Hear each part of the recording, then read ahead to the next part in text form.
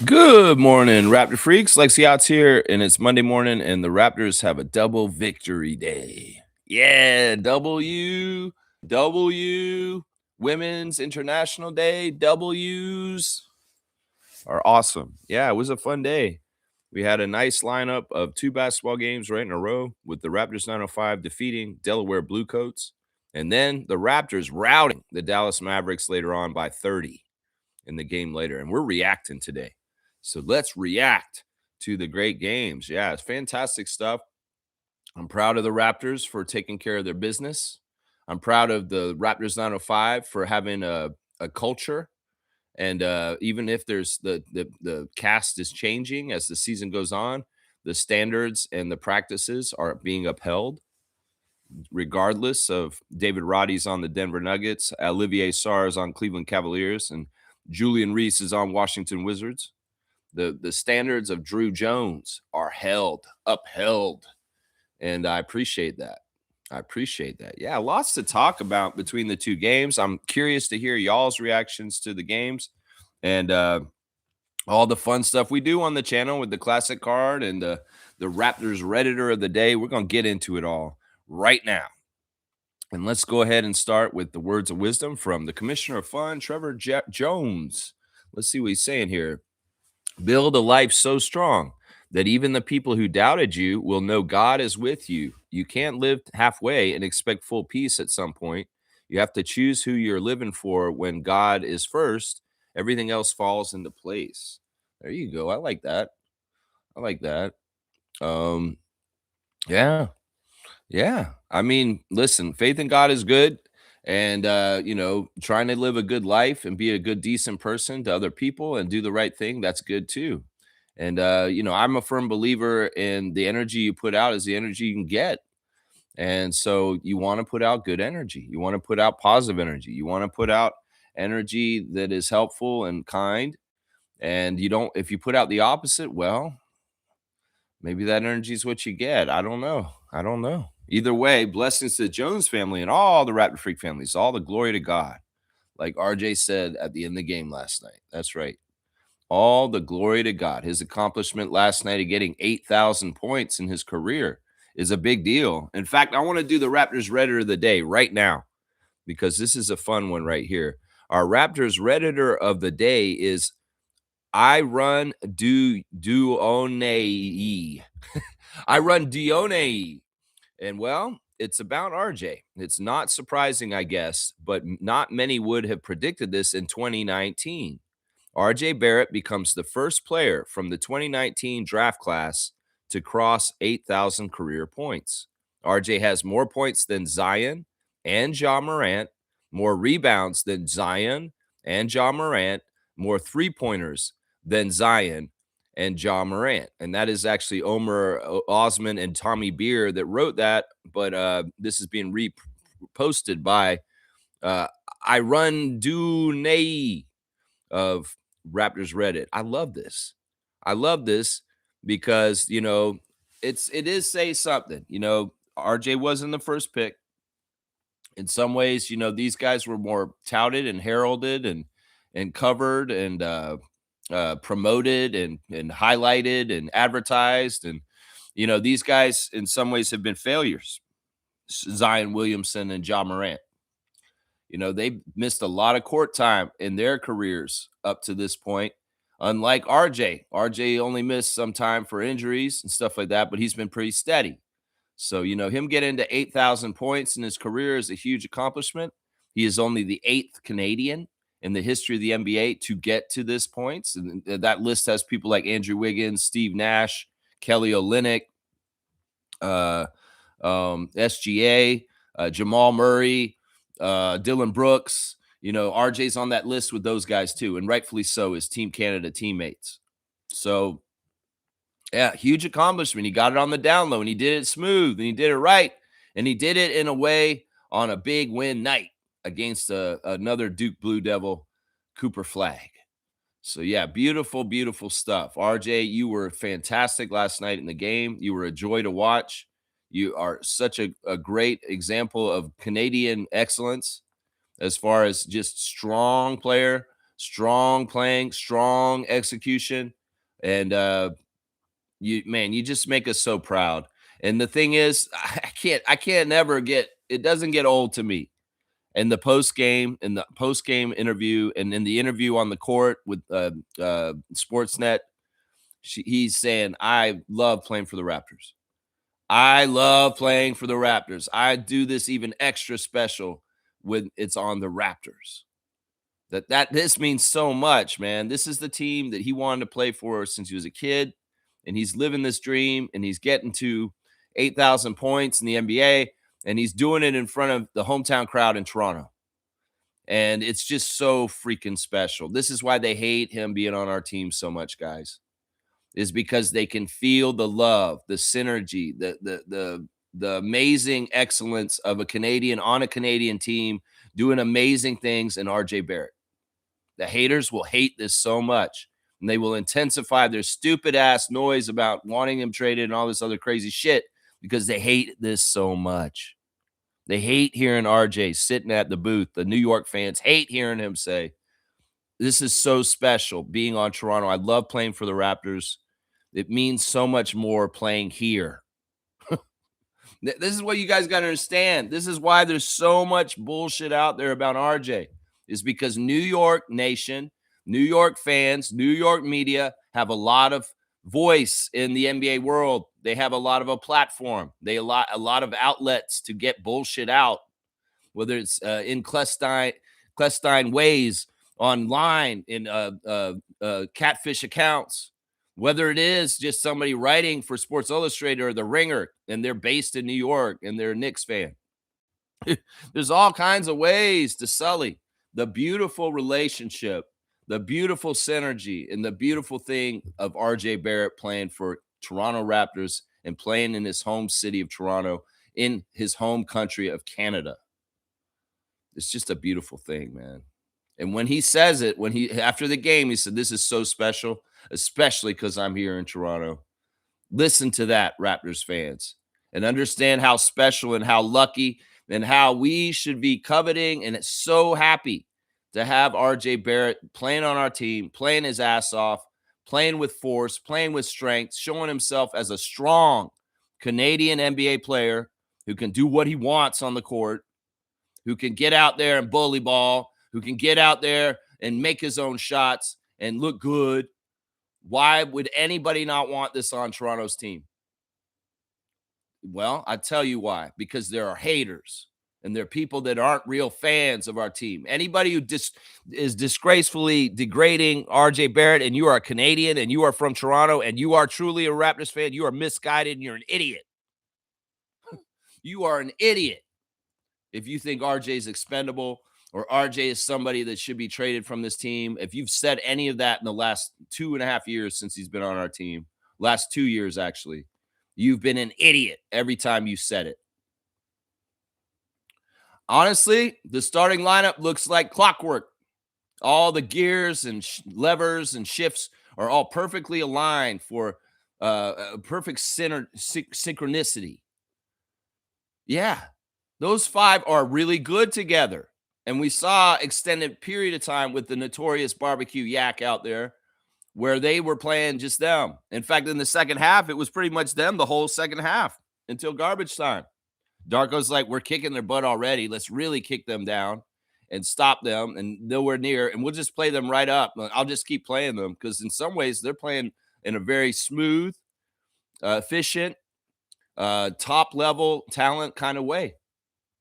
You cannot tell me that there is an improvement coming with the starting five of Brandon, Emmanuel, RJ, Scotty, and Jakob, with their chemistry and synergy building, that their connections, their knowing each other more and more over time isn't going to make this team better and better. And that the starting five should be locked in, as this is the working. This is a team that actually makes sense, and they work real well together. They're like fitting up like jigsaw puzzles perfectly from the same box, and they're supposed to be together. It's just the truth. You can see it in a trust pass from Jakob to RJ going down the lane. That pass was blind. That pass was totally trust. It's like a trust fall at a work conference at your work. It's like, we're going to do this thing where you fall into somebody blindly and they're going to catch you. I don't trust my coworker. He stole my lunch. No, they trust each other because, like, look, that was a crazy pass. That pass I'm talking about near the free throw line, and the Raptors just it was like Jakob just kind of let the ball hang in the air, and he had to trust that RJ was going to come around the corner and grab it before the other team. No, there's trust, and there's understanding, and there's learning. There's learning more and more about each other. RJ is learning Brandon Ingram. Emmanuel's learning Jakob more. Scotty's learning the other guys better. And there's more synergy, chemistry, smoothness, more familiarity. There's more potential for outstanding high-level, high-talent plays because you have that mix of those 5 guys out there.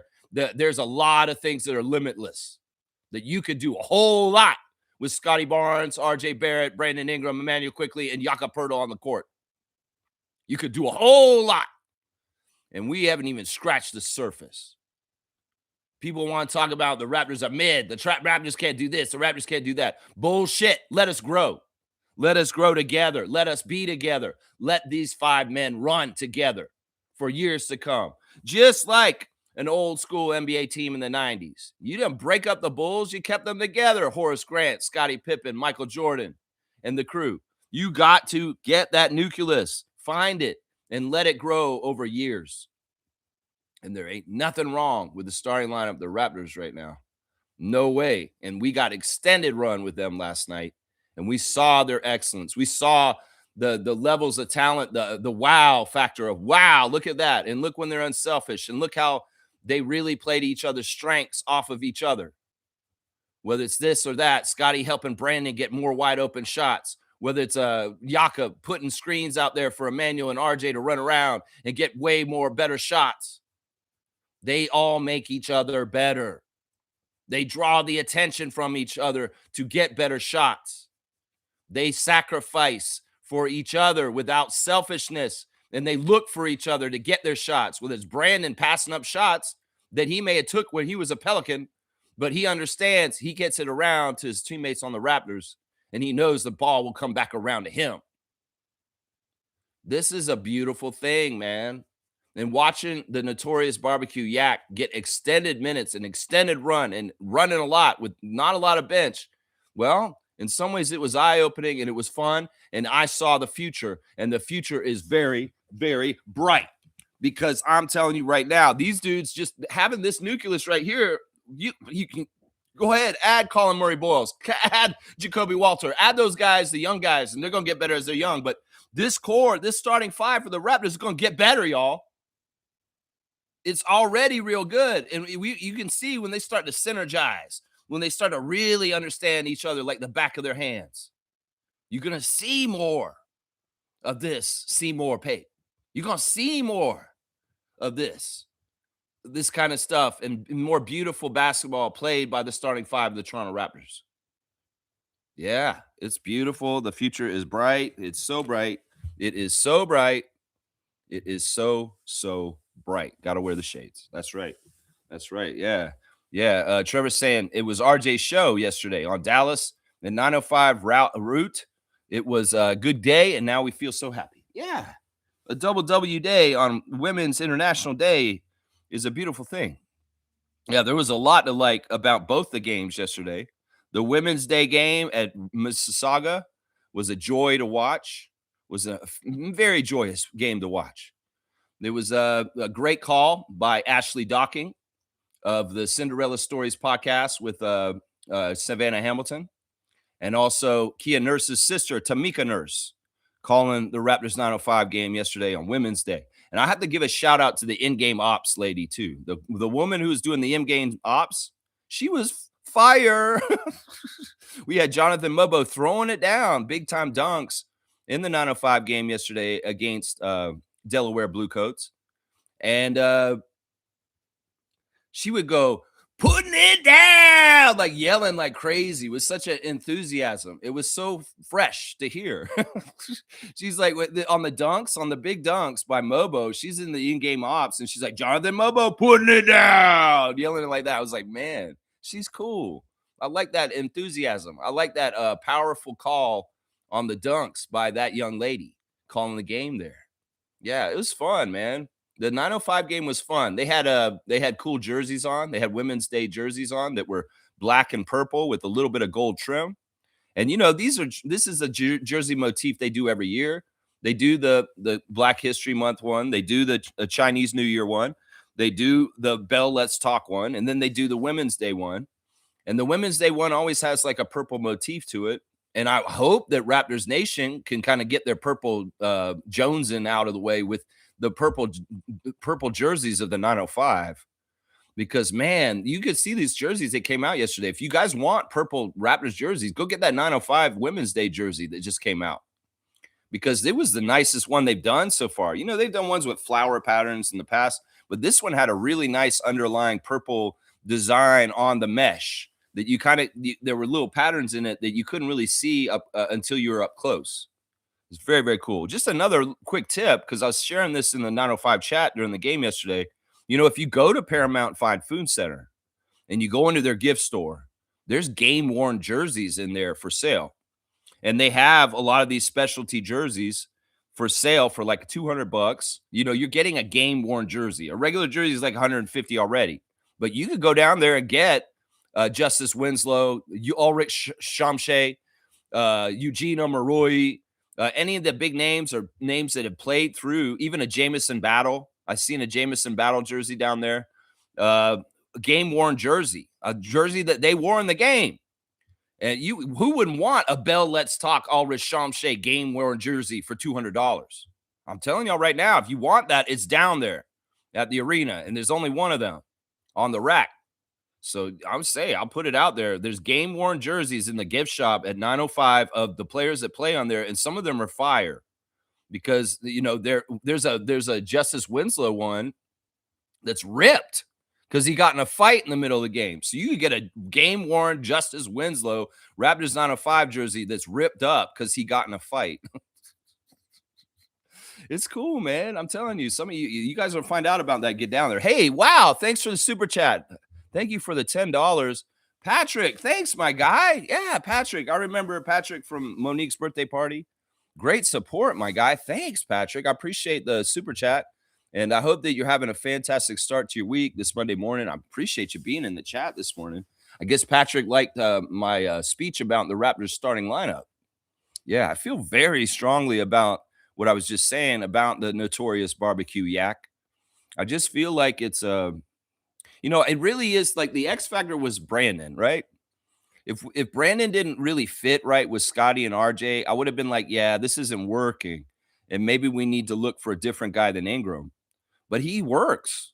He's working great. And, because Brandon was a little bit of an X factor as far as I hadn't watched a lot of Pelicans basketball the last couple of years. I wasn't sure how unselfish he could be. I wasn't sure how much defensive effort he could put in. And, well, the answers have been coming, and he's doing it. He's doing both very well and fitting in like a glove. And that's what you guys say. You could look at Ingram, the two Blue Devils, and RJ, and you could be worried, man, how do their offensive games overlap? And do they fit? Do they work? Are they going to be doing too much of the same department? Are they going to be stepping on each other's toes on areas of the floor? No, none of that. None of that. Darko's got it good and organized. He's got the pecking order figured out. He's got the protocol figured out for who's going to get the ball in this situation or this situation. He's got them taking turns. RJ's such a good reader of the floor and the energy to understand when to call his number and be aggressive and get in the lane. Then they go and set up Brandon on the next play. It's fitting real well. It's cohesive. And, there was no guarantees on that when we acquired Brandon last year and he didn't play for the second half of last year. There was just we have to wait and see and get the evidence when he does play for us this year. And we've seen the evidence now. This is a willing team player, a guy who's extremely happy with playing on the Toronto Raptors. And he is with it, with what Darko's saying, trusting Coach Rajakovic and going further in his career in new ways that he may have never thought he would go in his NBA career, Brandon Ingram. Yeah, he's expanding his game defensively. And it's really, really nice to see. It's really, really nice to see. In fact, at the beginning of the game last night, we saw excellence by the Raptors on both ends of the court, executing their offense early and playing very tough up on them defense that absolutely set the tone for a 30-point rout in the game last night. Yeah, they're not messing around. In some ways, they know how precarious their spot is in the standings with the teams that are in the play-in just staring up at them, nipping at the heels, whether it's the Miami Heat, Orlando Magic, Atlanta Hawks, Philadelphia, Charlotte. These teams are having some movement. And in some ways, the movement for us needs to be continuing to go up so that we can beat them and get higher in the standings so that we have a playoff spot and not a play-in spot. The next 3 games coming up are 3 games in 4 days. And this is a tough little stretch. But in some ways, I was talking to one of the Raptor freaks on Discord last night, Stargate. I was saying, I could see the Raptors winning 4 games in a row, starting with the game yesterday. Because look, Houston's interesting, and we'll talk about this tomorrow on the preview more, but Houston's got some issues with closing games, unlike the teams we've played recently that are at top level and know what they're doing to close games. The Rockets can have trouble with their young squad without Fred VanVleet knowing how to get the treasure map to the treasure.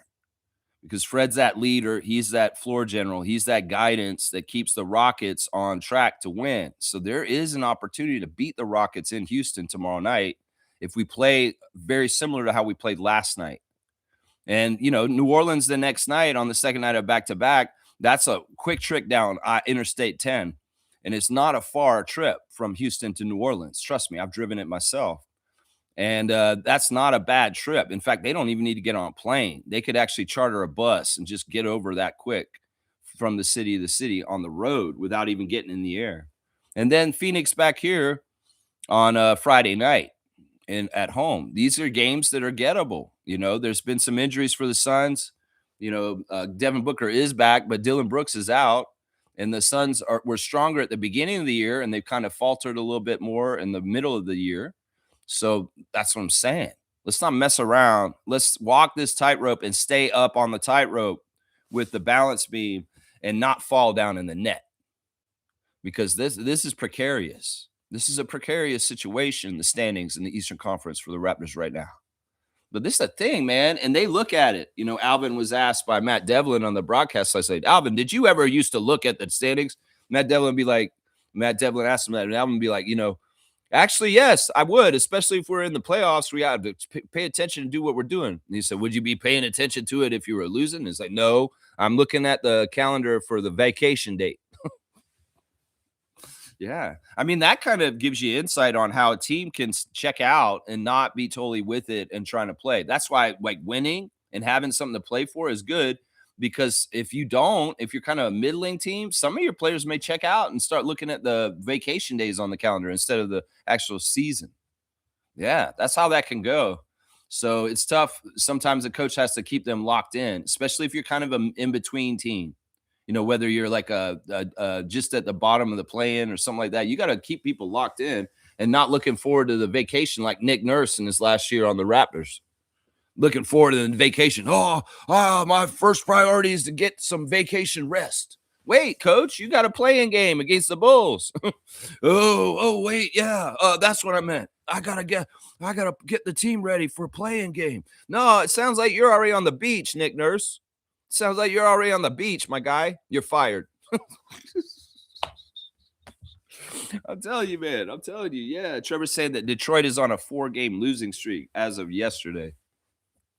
Yeah, this is interesting. Now, I think what's going to happen is Detroit's going to lose the number 1 spot in the East, and they're going to get it to Boston. Now that Tatum returned and Tatum looked good, they're going to really start glazing the Celtics in the NBA media, and they're going to hype up a Celtics rise to be the number 1 seed in the East very soon. And it may be manufactured to a degree with the crumble of Detroit, and the refs may go really mean to the Pistons soon. Well, we're playing the Pistons on Sunday here in Toronto, Sunday afternoon next week. And hopefully maybe the disarray and the problems for the Pistons that are going on right now will still be going on, and we can take advantage of this for our own record, because the NBA may be wanting Detroit to lose right now. because they like it if it's Boston or New York at the top of the Eastern Conference. Detroit in some ways isn't flashy. It's not their best team to advertise as the top team in the East. And we know Adam Silver will write storylines like Vince McMahon for WrestleMania. And well, with Tatum showing up, it's a beautiful story. And they're going to go ahead and push the hell out of the Boston Celtics. Watch. Don't be surprised if you see the Pistons falter and all of a sudden the Boston Celtics eat up that lead they've got at the top of the Eastern Conference. And that happens before the end of the season. Yeah, don't be surprised if that happens. Seriously, I could see this happening. Seriously, yeah. Let's see. G is here. Good morning, G, our original Raptor Freak trivia champion. It's so good to see G in the chat in the mornings. Guys, the phone lines will open up in 10 minutes at 10 o'clock. You guys, if you want to react with me on the air, on the phone line, you can call me at that point. G saying RJ breaking his draft record. That's right. He's king of the class, 2019. I remember when RJ got drafted to the Knicks. I was so sad for him. It's almost like I knew he was going to be a Raptor down the road, and I already had a strong connection to him. It's partly because he was from Toronto, and he is a great Canadian. I was really excited about Rowan Barrett Jr. and the prospects of him representing Canada in the red and white and playing internationally on our team. But also, he's just a player that seemed like a good kid. And I was like, man, he'd be awesome to be on the Raptors. When he got drafted to the Knicks, I felt sorry for him. I was like, man, that sucks that RJ's got to be on the Knicks. That's a horrible place for him to be because that market is full of toxic. It has some of the craziest fans. The media is out of pocket. There's over criticizing. The whole Knicks Nation is kind of like a science lab where they get their microscopes out and they just watch you under a microscope and they won't let you be. They're nitpicking everything. They're going after you on this. There's no love and support. In some ways, it's like, what have you done for me lately? Yeah, you suck. That's what RJ had to deal with when he was in New York. And I hated it. And I felt it at that time. I was like, man, I wish RJ had not got drafted to the Knicks. Man, in some ways it was good, though, because he took the challenge and he went through it. He took all the criticism. He listened to all the bullshit from Knicks Nation and the way that they operate and that they over scrutinize. And it made him harder. It made him tougher. It made him stronger. He went through all the dumb New York Post articles and New York Times bullshit.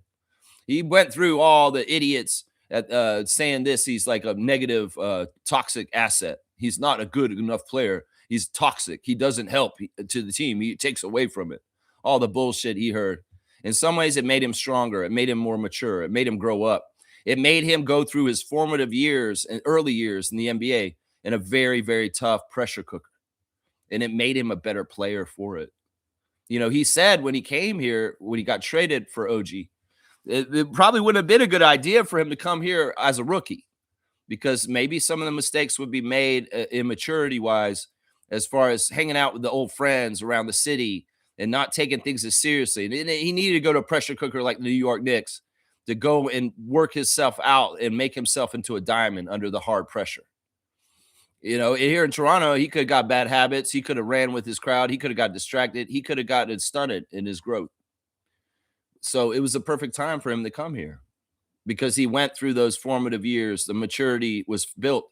And now he knew how to handle a professional career in his hometown without the distractions and the ability to be the best RJ he can be for the Toronto Raptors at that time. Yeah. He needed New York, even though I felt sorry for him in the beginning. He needed New York. New York was good for him, but not because they were supportive and loving and caring about him. No, because they were assholes to him, and he needed those assholes to make him tougher. Yeah. Right there. G saying, respect the IQ for feeding RJ the hot hand. He gave up some shots to get it to RJ. I loved it. That's beautiful friendship. That's love for each other. As they said recently, it's like they know each other so well. They've been playing with each other for 6 years. And that's another reason why you want to keep the set together is because you are piggybacking off of the accrued time spent on the court with Quickly and Barrett from their team before. That vast knowledge and time spent together, we can take it and use it on our team because we got them as a package. And them being together is a good fit because, RJ and Emmanuel know each other very well. And that accrued chemistry and synergy and reps is valuable. to the Raptors. It's very, very valuable. Very, very valuable. Yeah. And the other thing I was wondering about when RJ got traded to our team is how is he going to interact with Scotty? They're Mount Verde guys. They have a lot of things in common. They were adversaries at some point when they were younger. They played against each other. And it was a very going at each other kind of thing. It was a versus Barrett versus Barnes when they were youngsters. See, the respect for each other's skills was there right from the start. They were very familiar with each other. But the fun thing has been how they've melded together. The trust on the fast break between Barnes and Barrett is high level. At times, they've looked like Johnson to Worthy to me. Seriously. Magic Johnson, James Worthy, Showtime Lakers kind of synergy on fast break between Scotty Barnes and RJ Barrett. And the unselfishness and the high IQ awareness of how to pass to each other and when, at what time, and how long does RJ need? Can he get him to him just in time, right underneath the basket, Scotty, with that long football pass, and he got it right through the pocket, and RJ has the quick enough time to catch it and put it in the basket just before the defender gets to him. That's all calculated in a millisecond by high-level offensive players named Scotty Barnes and RJ Barrett, and the way that they play with each other is amazing. It's been an absolute fit between Barnes and Barrett. And then honestly, there's a lot of joy between the two of them because they love good basketball. They love the good feeling of having good plays happen off each other. And in some ways, they love being teammates. You can tell. RJ talks about Scotty in interviews like he's a Superman. Like, oh, well, we got Scotty. I'm not worried because we have Scotty. He says shit like that all the time. So it's like the respect and the admiration for each other professionally is there. And the joy of utilizing each other's gifts and skills off of each other is very much there too. Very much there too. Yeah, because I worried about that a little bit. RJ, Scotty, how's that going to work? Well, Scotty's just naturally a very giving, nice guy. And RJ is a smart dude who's completely loyal to his city and his country. And he's willing to do and sacrifice whatever he has to himself for the team. So it's like you got guys that are team first guys that are absolutely top level players individually by themselves that are playing with that mindset. You can't lose with that. You can't lose with that when those guys at that talent level have that kind of mentality. You can't lose with that, man. Shaq Lindsay, good morning. Thank you for supporting the channel, Shaq Lindsay. Maybe we have unlocked the key to the Raptors' success. Instead of Scotty or BI having a good start, maybe feeding RJ early will allow everyone else to fall in line. I think it's just a tailor-made plan according to the personnel and the opponent we have that night. There in some ways, we find mismatches through the game, little pleasant discoveries. Aha, and let's try that. But if you have the game plan ahead of time and you kind of forecast, well, this is a weak guy in their starting lineup. This is a guy we can't beat, Wemby or something like this. Is a guy we have to avoid, Gobert or something like that. And you kind of like maybe set it up because there's a natural mismatch before the game that they can call out. And let's just utilize it right from the start. Sometimes it could be Jakob. You feed Jakob inside and you get him some easy shots near the basket and everything opens up for the rest of the team on the outside. Sometimes it is RJ and his driving skills and his bully ball and his strong left-handed arm shots over defenders right in their face. Yeah, but sometimes it could also be Brandon. Brandon needs to open the can of the whoop ass on the other team to start the game by doing what he does. It could be a quick IQ 3 because they're laying off of him, not respecting the three-point shooting prowess of Emmanuel Quickley. So he says, yeah, you going to lay off me? Well, call 5. It's coming. It's stuff like that. It really does depend. This may have been the right protocol for last night.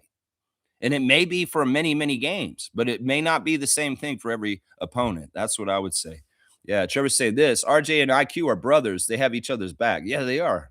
And that's something that, they do those dumb American Express commercials or say, getting home early, comfy chair, 2 Raptors games on tonight, priceless. That's what I'm saying, priceless. Some ways, having a friendship and a bond and a trust built up like Quickly and Barrett have is priceless. In some ways, this is the kind of stuff you want for your team. You want guys that will go very far for each other and sacrifice for each other. That's ultimate team sacrifice. That's ultimate like unselfishness. That's ultimate like opposite of prima donna. I don't give a shit about anybody else. I make millions of dollars and I'm arrogant and I'm an egotistical asshole. There's different ways you can be on an NBA team, and Band of Brothers is the best one. Oh yeah, and the Raptors are a band of brothers with their chain pictures and their very unselfish, crazy assist making. Yeah, they are a band of brothers, and that makes it all the more easier for success. And it's just the right energy and attitude and feel around the team. It's just the right stuff.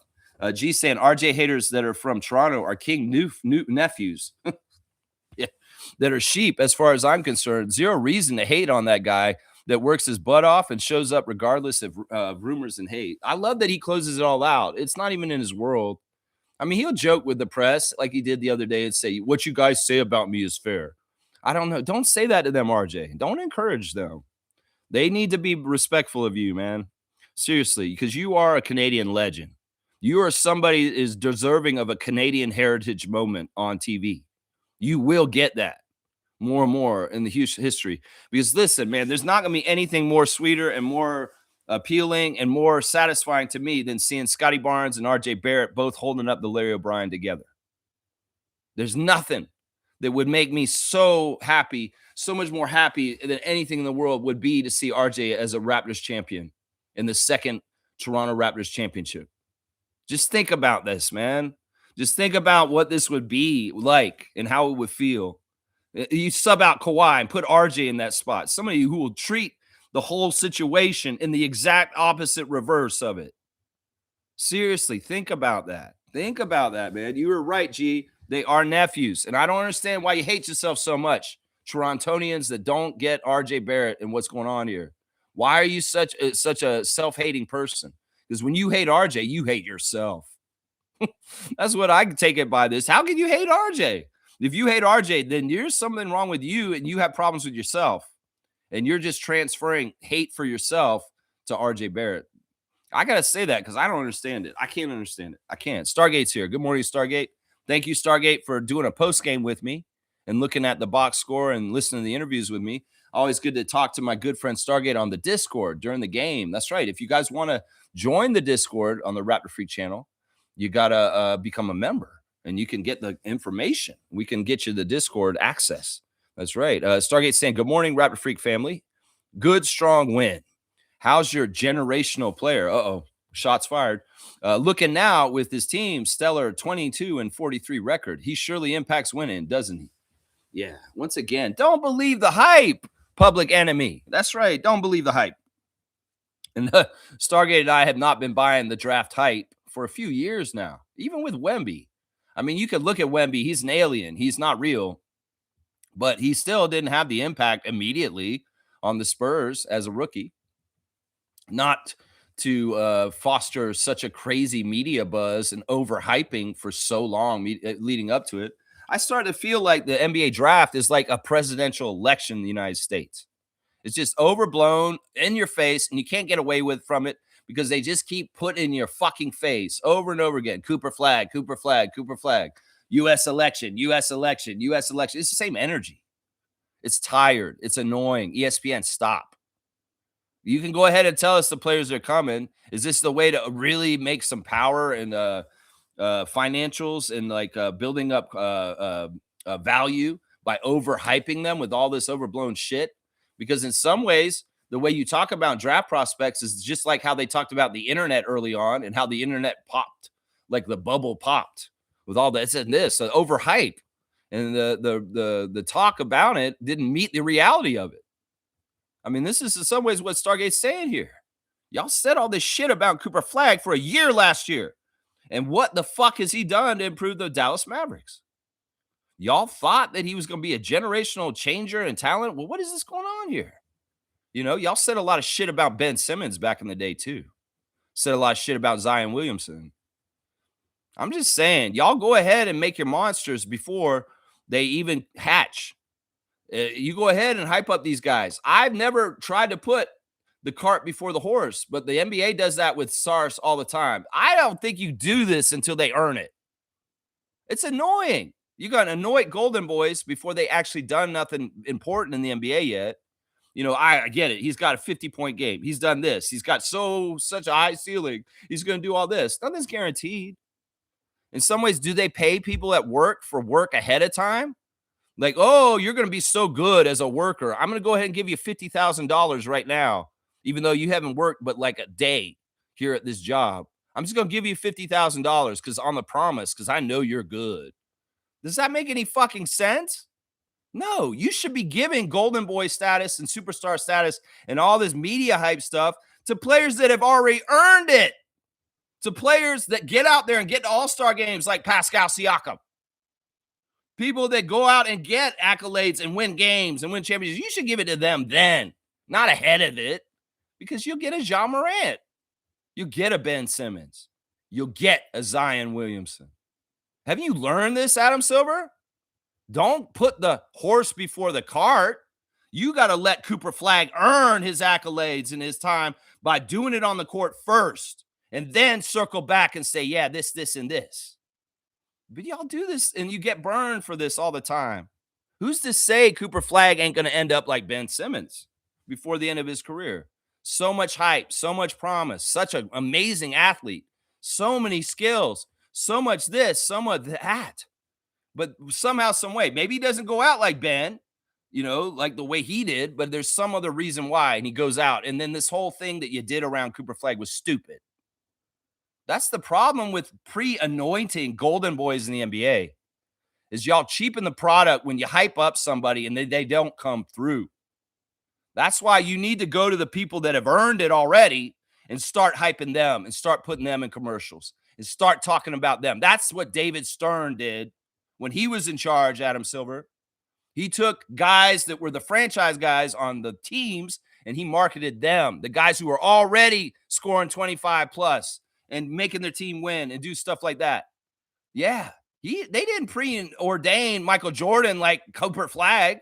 Michael Jordan lost a bunch in Chicago before he won any championships, and they did not hype him as the best player in the league and did all this. He had to earn it and come up and get all those Nike and Hanes contracts. That's the thing. Y'all are preordaining these people ahead of time, and it's not right because you're messing up your product and you don't even realize it by doing this. It's like, how many times you're going to cry wolf, Adam Silver? Zion Williamson's going to be so great. He's going to be a generational talent. He's going to be so good. He's going to change the league. What's the reality? You sold us on something that just didn't come true. So that's why I don't get behind this shit anymore. The hype machine on ESPN. Cooper Flagg this, Cooper Flagg that. Bullshit. Let me see what he does. I have more respect for his teammate right now than him because he's got his team at 500. Con Knipple. And in some ways, look, a powerhouse like Duke is going to have a bunch of first-round picks on their team. Everybody going to look good because each other's looking good. I don't know how much Con Knipple made Cooper Flagg look good. You know what I'm saying? So it's like, oh, my gosh, stop putting the horse before the cart and start giving accolades to people that have already earned it in the NBA that you overlook and you overshadow and you don't give any attention to. That's what you should be doing. Because what is this, a meritocracy or not? You should earn what you get. No, we're going to give it to you before you even come in. Seriously. And then how does that make everybody look at this? Well, if I bust my ass and I play so well like Siakam, they're going to ignore me anyway because this is the way the NBA is. And they're going to go and give Ben Simmons all the attention and shit like that. See, this is where you're broken at, Adam Silver, is where you put your attention and your focus on the commodities and the product of your league. You're picking the wrong guys. And I don't know if Cooper Flagg is the wrong guy or not. And some people would say, you're crazy for saying this, man. Cooper Flagg's so good, bro. Yeah, but he hasn't done jack shit. And he could get hurt sometime next year and never play again. And that doesn't mean jack shit. And everything they said. That's why I say you earn it first. Because there's no guarantees for Cooper Flagg. There's no guarantees. They had guarantees for Ben Simmons. What'd he do? That's what I'm saying. He's not that far off from the hype of Ben Simmons. We could talk about how they hype guys before they should. That's right. And that's what Stargate and I are talking about this morning. That's right. I'm sure Stargate enjoyed my rant just now. Fiercey's here. Good morning to MJ. Thank you for being a supporter of the channel as a member. Good morning, fam, and happy Monday. Great wins yesterday by both Raptor teams. Yeah, I love it. I love it. Let's start with the 905 real quick. And I'll go ahead and do my stars of the game for the Raptors 905. You know, it was a very interesting game. They had 8 guys in double digits, which is fantastic team effort. Lots of guys contributing there. We had a great halftime interview with AJ Hogarth's parents who were in town and hanging out with Lindsey Dunn. And it's just a nice all-around effort. And, well, my number one star of the game, and the game was Tyreke Key. Tyreke Key has been on playing pretty good recently. He had a little bit of a mini slump a couple weeks ago, but he's come back around and he's been playing very methodical. And Drew Jones talking about after the game, he calls him the general. He's so good at finishing in fast break. You know, it's true. You know, Tyreke Key can be in traffic on a fast break and have 2 defenders near him, and he still finds a way to get the ball in the basket. Just a very high level fast break scorer. You know, I was saying in the chat yesterday, Tyreke is really like an evolution of Anthony Parker. He's a lot of the same skill set of the former Raptor Anthony Parker, with the steals and the threes, and his offense is very kind of similar. But yeah, Tyreke yesterday, 29 minutes, 23 points on 10 of 13 shooting, guys. 3 of 5 from 3, 1 rebound, 3 assists, 2 turnovers, a steal and a block, a +5. Yeah, he was the leading scorer for the Raptors, 905. And a 10 of 13 shooting game. That's fantastic. So he really was the engine right there. But he didn't get the star, guys. He did not. He didn't get the chain. The second star of the game for me was Jonathan Mobo. Jonathan is like the 905 Scotty Barnes. He is the stat stuffer. He is the glue. He is the guy looking around and getting other people involved. He's the guy doing big defensive plays. He's doing exactly the kind of role that Scotty does on the Raptors for the 905. And listen, man, you know, we've talked a lot about Jonathan the last few days because there's a lot of misconceptions about whether he's failing this year or not. He's not failing. Trust me. And, you know, it's funny. Jonathan did his interview after the game with the press, and he's happy. You know, everybody's reading him wrong. They see his slumpy shoulders. They think he's down. They think he's depressed because he's having to play on 905 so much this year and not on the Raptors. But you have to understand, this is a man who played for a JUCO. He played for a Division II, San Francisco. He played for a lower level. And in some ways, it's not a big deal. He's a professional. He's playing his dream. He's playing professional basketball. And he does get to play in the NBA and get to go up against people like Steph Curry. So it's like, what is he upset about? In fact, the joy and the love was evident in his interview.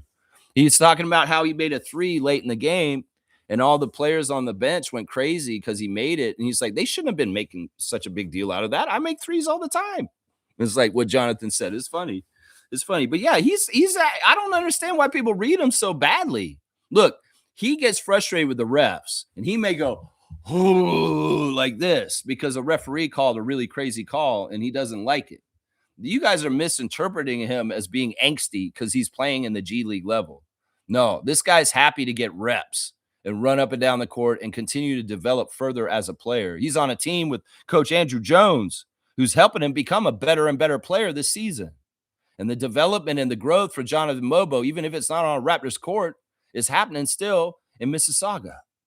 And it will pay off, and the dividends will pay off for the Raptors on their team also, because you get a more skilled player with positioning on defense, a more savvy, experienced player from more reps running on the G League, and he will be able to help the Raptors as a very useful utility player off the bench. He may never be a starter again. He may never be a regular rotation player all the time, but he is a useful player for a break-in case emergency extra big with 6 fouls who has some defensive ability that is absolutely good to help stop people in certain ways. He's an extremely useful player. Not everybody's going to be Scotty Barnes. Not everybody's going to be Trace Jackson Davis. Let Jonathan Mobo be Jonathan Mobo and know that his utility role on the Raptors organization on both teams is extremely useful. Just know this. Please trust me on this. 30 minutes for Jonathan, 15 points on 6 of 9 shooting. He made his only 3. He made his only free throw. 10 rebounds, double-double, 3 assists, 1 turnover, 1 steal, a +12. Just solid, man. And he's not trying to dominate or anything. A lot of the points that he gets are on putbacks, throwback dunks off of offensive rebounds. And some of it is also just cleaning up stuff around the basket. They're not trying to run plays for him. They're not trying to make him an offensive scorer, which a lot of people judge success in basketball on. The point isn't Jonathan go out there and get 25 points. No, the point is go out there, play an all-around stat stuffing game and do the next winning play, whatever it is, to help Andrew Jones in the 905 win. And the assignment is taken and it is accomplished and it is successful.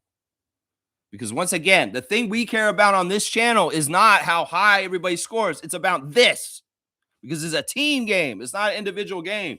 This is for the team to win. And Jonathan does the right things for the team to win and the 905 win. Then everything's fine, copacetic. Put your science lab microscopes up, because no scrutiny for Jonathan Mobo is necessary, is what I'm saying right here. That's right. Third star of the game in the 905 game is Jarkel Joyner. That's right. Jarkel didn't get to start this game. There's been a lot of games he's gotten to start recently, but he had to come off the bench in this one because they started Markelle Fultz, guys. And we'll talk about Markelle in a second, because he played his first ever G League game for the 905 yesterday. And, well, we got to talk about Markelle. First of all, Jarkel off the bench, 26 minutes, 18 points on 6 of 11 shooting, 3 of 5 from 3, just like Tyreek Key. 2 of 2 at the free throw line, 3 rebounds, 2 assists, 1 turnover, plus 24. Jarkel Joyner had the highest plus minus of all the Raptors 905 yesterday. Jarkel Joyner is in the vein of Javon Freeman Liberty. He is a scorer. He's a selfish player by nature, naturally. That's the way he played on College Park Skyhawks. He was the man. He got unlimited shots, high volume, and he was the main scorer, the leading scorer for College Park last year in the G League. To come into the Raptors, he's had to be a role player. He's had to be sometimes not a starter. He's had to be a diminished role than what he was used to on College Park. And he's taken all to it fine. You know, he said, this is what he said in an interview. He said, you know, the G League's changed so much in the 3 years I've been in it. It's not the same as the first year. The first year I was here, you know, all the players were out for themselves. Nobody's playing like this or that. But this year on the 905 has been completely different, because this is team basketball. And that's so hard to do in the G League when everybody desperately wants their NBA dream. How the hell do you get 12 guys to buy into let's play for each other instead of just being selfishly playing for ourselves to try and make the NBA? You know, that's tough to do.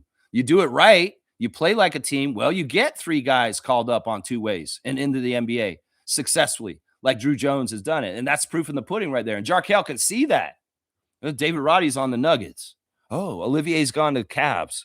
Oh, there is a path here for me. You know, Jarkel, you keep plugging away. And hopefully, who knows, someday, maybe you will play more in the NBA.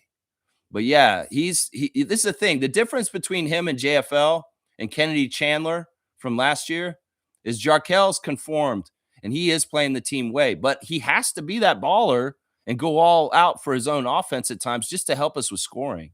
And that is his strength, is to do some little moves, a little dribble, get a little fadeaway, and try and shoot over the defender and do isolation kind of stuff. That is his strengths. He is the scorer. He is a Lou Williams type.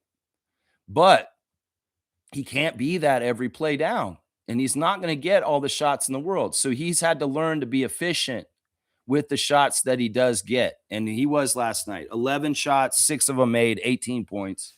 Salute Jarkel Joyner for getting the assignment, executing it, and becoming a more well-rounded team player on the Raptors 905 this year. Seriously, salute to him for that. 4th star of the game, Boise State's all-time leading scorer and valedictorian, Tyson Degenhart. Starting the game, 24 minutes, 16 points, 6 of 9 shooting. Made his only 3. 2 of 3 from the free throw line, 1 rebound, 1 assist, a +9. Tyson was going strong yesterday. A lot of his baskets were him driving through the lane as a cutter, getting hit with passes or just driving with the ball and laying it up strong against defensive pressure. And he was very successful with that. At some points, there was one point where the 905 had a couple attempts underneath the basket by Tyrese Samuel and Jonathan Mobo, and they couldn't make it. And then Tyson ran in with a full head of steam, grabbed the ball, and laid it back up in with his momentum. And, you know, just really savvy scoring near the basket. Tyson Degenhart, salute to you, my guy. And I'm glad you're scoring more and more as the season goes on. Fifth star of the game is Big Q out of Montreal. CBL's Montreal Alliance, Quincy Guerrier. Finally had a big game after coming back from his injury this season. He's been sidelined a good portion of the 905's year. And, well, he's been slowly ramping up. And in a few games, he's had some good defensive stuff. He's had good rebounding, but not a lot of scoring. Well, this time he finally woke up, and he's looking a little bit more in rhythm and like his legs are underneath him. Quincy, 25 minutes, 13 points, 5 of 7 shooting, 2 of 4 from the free throw line, 8 rebounds, 3 assists, 0 turnovers, and a steal, a plus 20. Yeah, Big Q got, when Andrew Jones was doing the chain ceremony, he named all these guys. He said, all these guys, but none of these guys I've named have got the chain last night. None of these guys so far that I've named. Tyreek, Tyson, Jarkel, Jonathan, Quincy, none of them got the chain in the game yesterday. And I'm naming these guys and I'm talking about what they did. And it's like, it really was a team effort. And that's what Drew said at the beginning of the chain ceremony in the locker room. He said, honestly, this is a team win. All of you guys should get the chain. And then he kind of went over each guy. And honestly, the first person he named and talked about was Markelle Fultz. He gave props to Markelle, and he's not even one of my 7 stars. I'm going to go through. There's 2 more names I'm going to do. And he's not even one of the 7 stars. Seriously, it's crazy. My 6th star of the game is Tyrese Samuel. The other Montreal, Quebec Canadian, Tyrese Samuel off the bench, 19 minutes, 12 points, a perfect 5 for 5 shooting. Every shot he took, he made. 12 points, 1-1 at the free throw line, 6 rebounds, 1 assist, 1 block, a plus 11. The size and strength and wingspan of Tyrese Samuel is so appealing on the Raptors 905, and it's been utilized in a very good way. Credit to Luke Wynn, the general manager of the Raptors 905, for weathering this part of the season where the guys are getting taken away on 2 ways. We're losing guys to injury. And, this is usually when everything goes south for the 905, where the schedule, we're just going to start to collect L's for the rest of the year. Last year, it was when Shamshay went down and he was gone for the rest of the season. The Raptors 905 only won 1 more game after that, the whole entire year. Well, in some ways, I was worried because, look, it's not totally up to Andrew Jones if the team's going to be winning, because they need talent to match up with the rest of the G League. And Luke Wynn's done a very good job bringing in new faces at the instant to play, whether it's a number 1 pick like Markelle Fultz, whether it's Tyrese Samuel of the Vancouver Bandits, who's coming in from the Valley Suns, who has a very strong rebounding and defensive presence, whether it's Caleb Stone Carawell, who came from his house in San Diego to the 905 out of the blue because he was sitting at home, not doing anything. And he signed him up, and he's come up, and he's been doing a really good job for us off the bench too. Luke Wynn has done a fantastic job this year, GMing the 905 and keeping them stocked with talent for Andrew Jones to keep going, considering they just took a bunch of our talent and moved it up to the NBA in the last week. So, yeah, huge accomplishment by Luke Wynn. I got to give him so much credit for this. Yeah, my last star of the game is the chain winner, and that was A.J. Hoggard. A.J. Hoggard off the bench, 26 minutes, 11 points on 3 of 6 shooting, 1 of 2 from 3, 2 of 2 from the free throw line, 1 rebound, 11 assists, double-double, 11-11, 5 turnovers, 2 steals, 1 block, a plus 13. This is an interesting chain ceremony because, like I said, he went through like 8 guys and said, you did good. And then he said, finally, this is who gets the chain, A.J. Hoggard. And, in some ways, A.J. didn't have a really, really good game. He did have 5 turnovers, but he had a double-double. And the thing is, Andrew Jones said when he started his speech on him, he said, you guys know I'm the hardest on AJ because he's the one I believe in the most. And he said, why do you guys think I'm so hard on AJ Hoggard? And Jonathan Mobo yells from the corner. He says, it's because you love him. That was so funny when Jonathan said that. It's like, he's like, you're right. I do love him. But he's like, that's kind of what Andrew said. But it's like because he sees so much potential in AJ Hoggard, he wants to push him further. So he's giving him tough love. He's been really hard on AJ, apparently. So he wanted to give him some shine and show him. And it doesn't hurt that his parents are there that day. And he gets to come out and say, Mom, Dad, look, I got the 905 chain. So yeah, it's kind of a funny moment. He said, "Why do you guys think that I'm so tough on AJ?" Because you love him. Jonathan's funny, man. I'm telling y'all, Jonathan's not upset or unhappy. The man is absolutely having a blast right now. I'm telling you. All right, so they'll do the rest of the guys who played yesterday. Elijah Martin gets the honorable mention. He was the 8th guy with double digits, 25 minutes, 17 points for Elijah, 6 of 15 from the field, 3 of 7 from 3, made his only free throw, 5 rebounds, 5 assists, 3 turnovers, steal, a plus 10. The only reason why I didn't give a star to Elijah is because he could have shot better. And I expect him to score more because he is averaging a lot of points in the G League right now. So he's an honorable mention. It's just that his game was kind of, it was okay. But, I expect more from him. All right, let's talk about Markelle Fultz. This is very interesting what happened with Markelle yesterday. Look, I don't know what happened to Markelle Fultz since he was drafted number 1 by the Philadelphia 76ers a long time ago. His NBA journey has been fraught with a lot of frustration, a lot of confusion, a lot of different places. He's gone shuffled around. It was really weird. In the 905 chat on YouTube, there were a ton of people in the chat yesterday with the Raptor Freaks that were huge Markelle Fultz fans. We've had this couple times in the last month where fans of an individual player take over the YouTube chat. And there was a Markelle fan club in there yesterday. This happened when we played Windy City Bulls. The Mac McClung fan club was in full effect. Well, the Markelle fans, some of them are from Asia and some of them are from the States. And I think they were just fans of him from college. And just over time, they really love him. And some of them were coming in there and saying, "Come on, Markelle, what is he doing?" They only cared about what he's doing. And one guy said at one point, "Markelle, just fuck the team. Just go ahead and go off and for yourself." And I got in the chat and I said, "This guy, bro, he can't do that, man. He's on Andrew Jones's team. This is not Markelle Fultz's team. Markelle Fultz may be a number 1 pick. He may be all this hype and all this, that, but that don't mean shit down in Mississauga. Because look, you better do it the right way if you're going to be on 905 with Coach Drew Jones. And that's the thing. He sets the standard. He sets the system. He sets the way they play. And there's no going out for yourself on this team. No, there isn't. And I said, he has to play the way Andrew's going to tell him to. And if he doesn't, he's going to the bench. There were a lot of Markelle Fultz lovers that were out there like, why isn't Markelle playing? Who the hell is out on the court? Why isn't Fultz playing? Why isn't he on the court? Yeah, he only played 19 minutes of the 48 minutes. Well, because in some ways he has to do the things right on defensive assignments and playing within the team system and passing around to everybody to get more playing time. What Andrew said after the game about Markelle is, "I want to thank Markelle Fultz for setting the professional attitude and the atmosphere of this team for today. I appreciate him coming in with his experience of the NBA and what he's done in his professional career so far to share it with our guys and to also come in and bring a standard of professionalism from the NBA from his experience." That's what he said. That's why he said that he thanked him. And in some ways, Andrew Jones gave a lot of credit for our win yesterday to Markelle. And maybe he's just glazing him to make him feel better and more confident.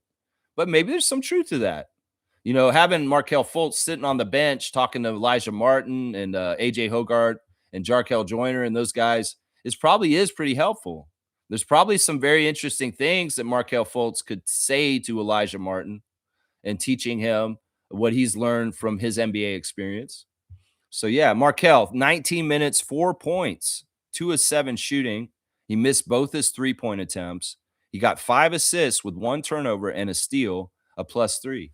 He didn't try and shoot a whole lot. And the times that he did try and shoot, they were mid-range. And like I say, he only made 2 of them. He missed 5. So he's not a good shooter. That's one thing that's been a big problem for him his whole NBA career is he's not a good shooter. So I don't know, man. I don't know what his role is going to be. I don't know what he's going to do. The Markelle lovers were saying he's just going to go off and he's going to help y'all so much. He's amazing.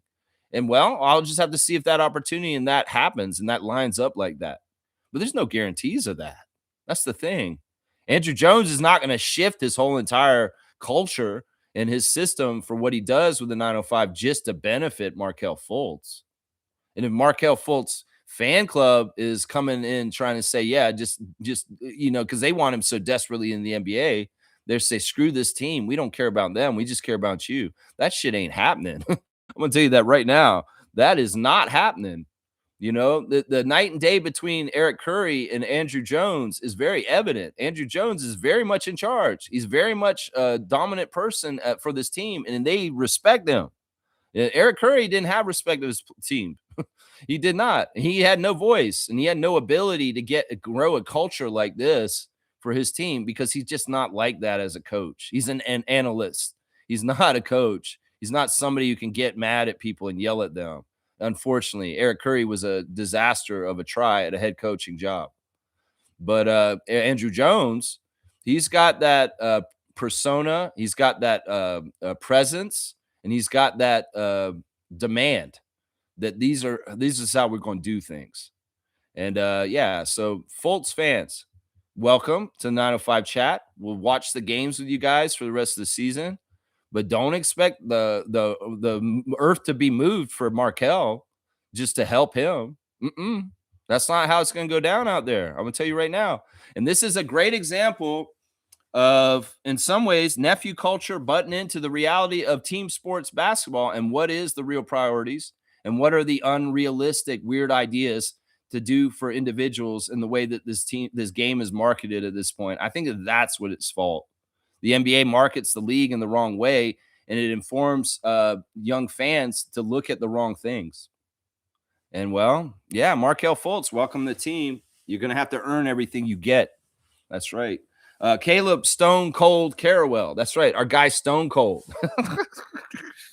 I love this, man. I love that Randy Urban called him Stone Cold Carrawell in the game the other day. Because I love this nickname. Any way that I can integrate wrestling with basketball, especially with a nickname for one of the 905 players, is fantastic. Caleb Stone Carrawell. Stone Cold Carrawell. That's right. He put that Stone Cold Stunner on them when he hit a three late in the game, like a dagger in the game. 15 minutes for Stone Cold Carrawell. 8 points on 2 of 7 shooting, 1 of 4 from 3. 2 of 3 from free throw, 2 rebounds, and 1 block, a +10 for Caleb Stone Carrawell. Yeah, he's been a great addition, man. He's got some decent offensive skills. His defense is being worked on. In some ways, some of his problems right now are just getting more familiar with the team since he just showed up. And, there's the same problems for Markelle. Markelle got out there in the first play he played. He tried to pass to Tyreek Key on a fast break, but he didn't know Tyreek Key's tendencies, and he missed the pass, and it was a turnover, But then on the next play, one of the other Raptors 905 that has been playing with Tyreek Key, knows him very well, made the exact same pass, but it was successful, and he got it. See, that's the thing.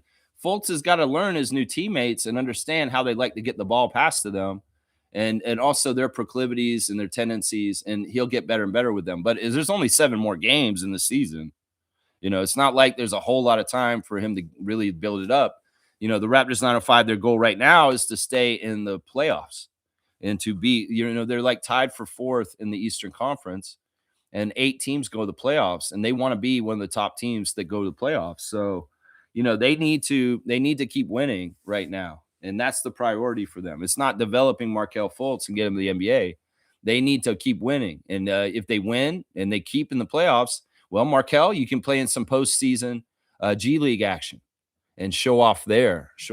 Yeah. One more player to go over. It's Tyler Perry. He came in for 2 minutes at the end of the game and took 1 3. He missed it. He got 1 assist. He was a +3. Of course, old Timbit, Quincy Guerrier, AJ Lawson, and Tyreek Key. They're all Raptors 905 from last year. And the continuity of having players that have played together for over this year and last year is very good in these times when they come and take a bunch of our players to the NBA, because there's continuity in knowing and familiarity with the longevity of those 4 players being teammates for both years. And there's something in that. AJ, of course, was sitting out. He did not play last night because he had an ankle twist. On the other side, we'll give some credit to, well, Kennedy Chandler was on the other side. He was trying to get revenge against us. Not very successful.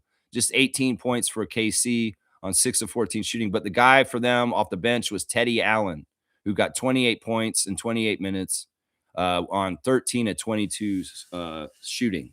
Yeah, really strong, good win. They were beating them the whole entire game. They were wire-to-wire win, and they beat them by 14 points. No, 24 points. 24 points they beat them by. So a 24-point rout by the 905 over the Philadelphia 76ers G League team.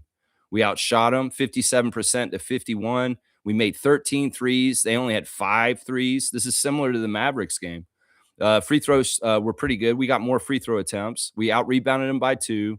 Assist-to-turnover ratio, 35 to 13 for the Raptors 905. That's almost a 3-to-1, which is fantastic. Our points in the paint, we got beat by plus 10. But yeah, they beat them wire to wire, and the largest lead was 26 at certain points. So good job by Raptors 905. Fantastic game. The chain goes to AJ Hogarth. Yeah, fantastic game, man. Yeah, let's see. Shaq Lindsay, good morning. Thank you for the support. Love seeing Dick out there stroking it. Okay, now calm down. Calm down. Calm down. It's Monday morning. What are you doing? What are you doing? Why'd you do this? All right, we can talk about the other game now. We might as well go right into the Raptors game, and I'll do my stars of the game there because Grady is one of the stars of the game for this one. RJ is my number one star. 34 minutes, 31 points, 13 and 19 shooting. What's not to like about that? Knicks fans hate that. Wow, RJ shot 13 for 19. That's really good. 3 for 7 from 3, 2 of 4 at the free throw line. I think it's still mandatory for RJ to miss one of the 2 free throws every time he gets to the line. I think it's hilarious that Alvin Williams says on the broadcast, the one thing I want RJ to work on is his free throws. Yeah. And it's funny because that's the easiest thing to probably work on in the NBA out of everything is probably your free throws. That's probably the easiest thing to work on. Seriously. 6 rebounds, 3 assists, 2 turnovers, 1 steal, plus 16, RJ Barrett. I said so much about him already in this stream. I'm going to go ahead and move on to the next person. Scotty Barnes, star number 2 on the Raptors yesterday. 35 minutes for Scotty, 17 points, 6 of 12 from the field, 2 of 4 from 3. 3 of 3 at the free throw line, 4 rebounds, 5 assists, 1 turnover, 1 steal, 1 block, a plus 25. Yeah, Scotty was the highest plus minus. Scotty was an X factor. In some ways, there was something different about Scott. You know, since the All-Star break, Scott's moving a little bit differently all of a sudden. Some of it I'm a little worried about, but some of it I'm actually really happy about. It's like there's another level of maturation. The thing about the game for Scotty yesterday was it really kind of was Barnes versus Flag, right?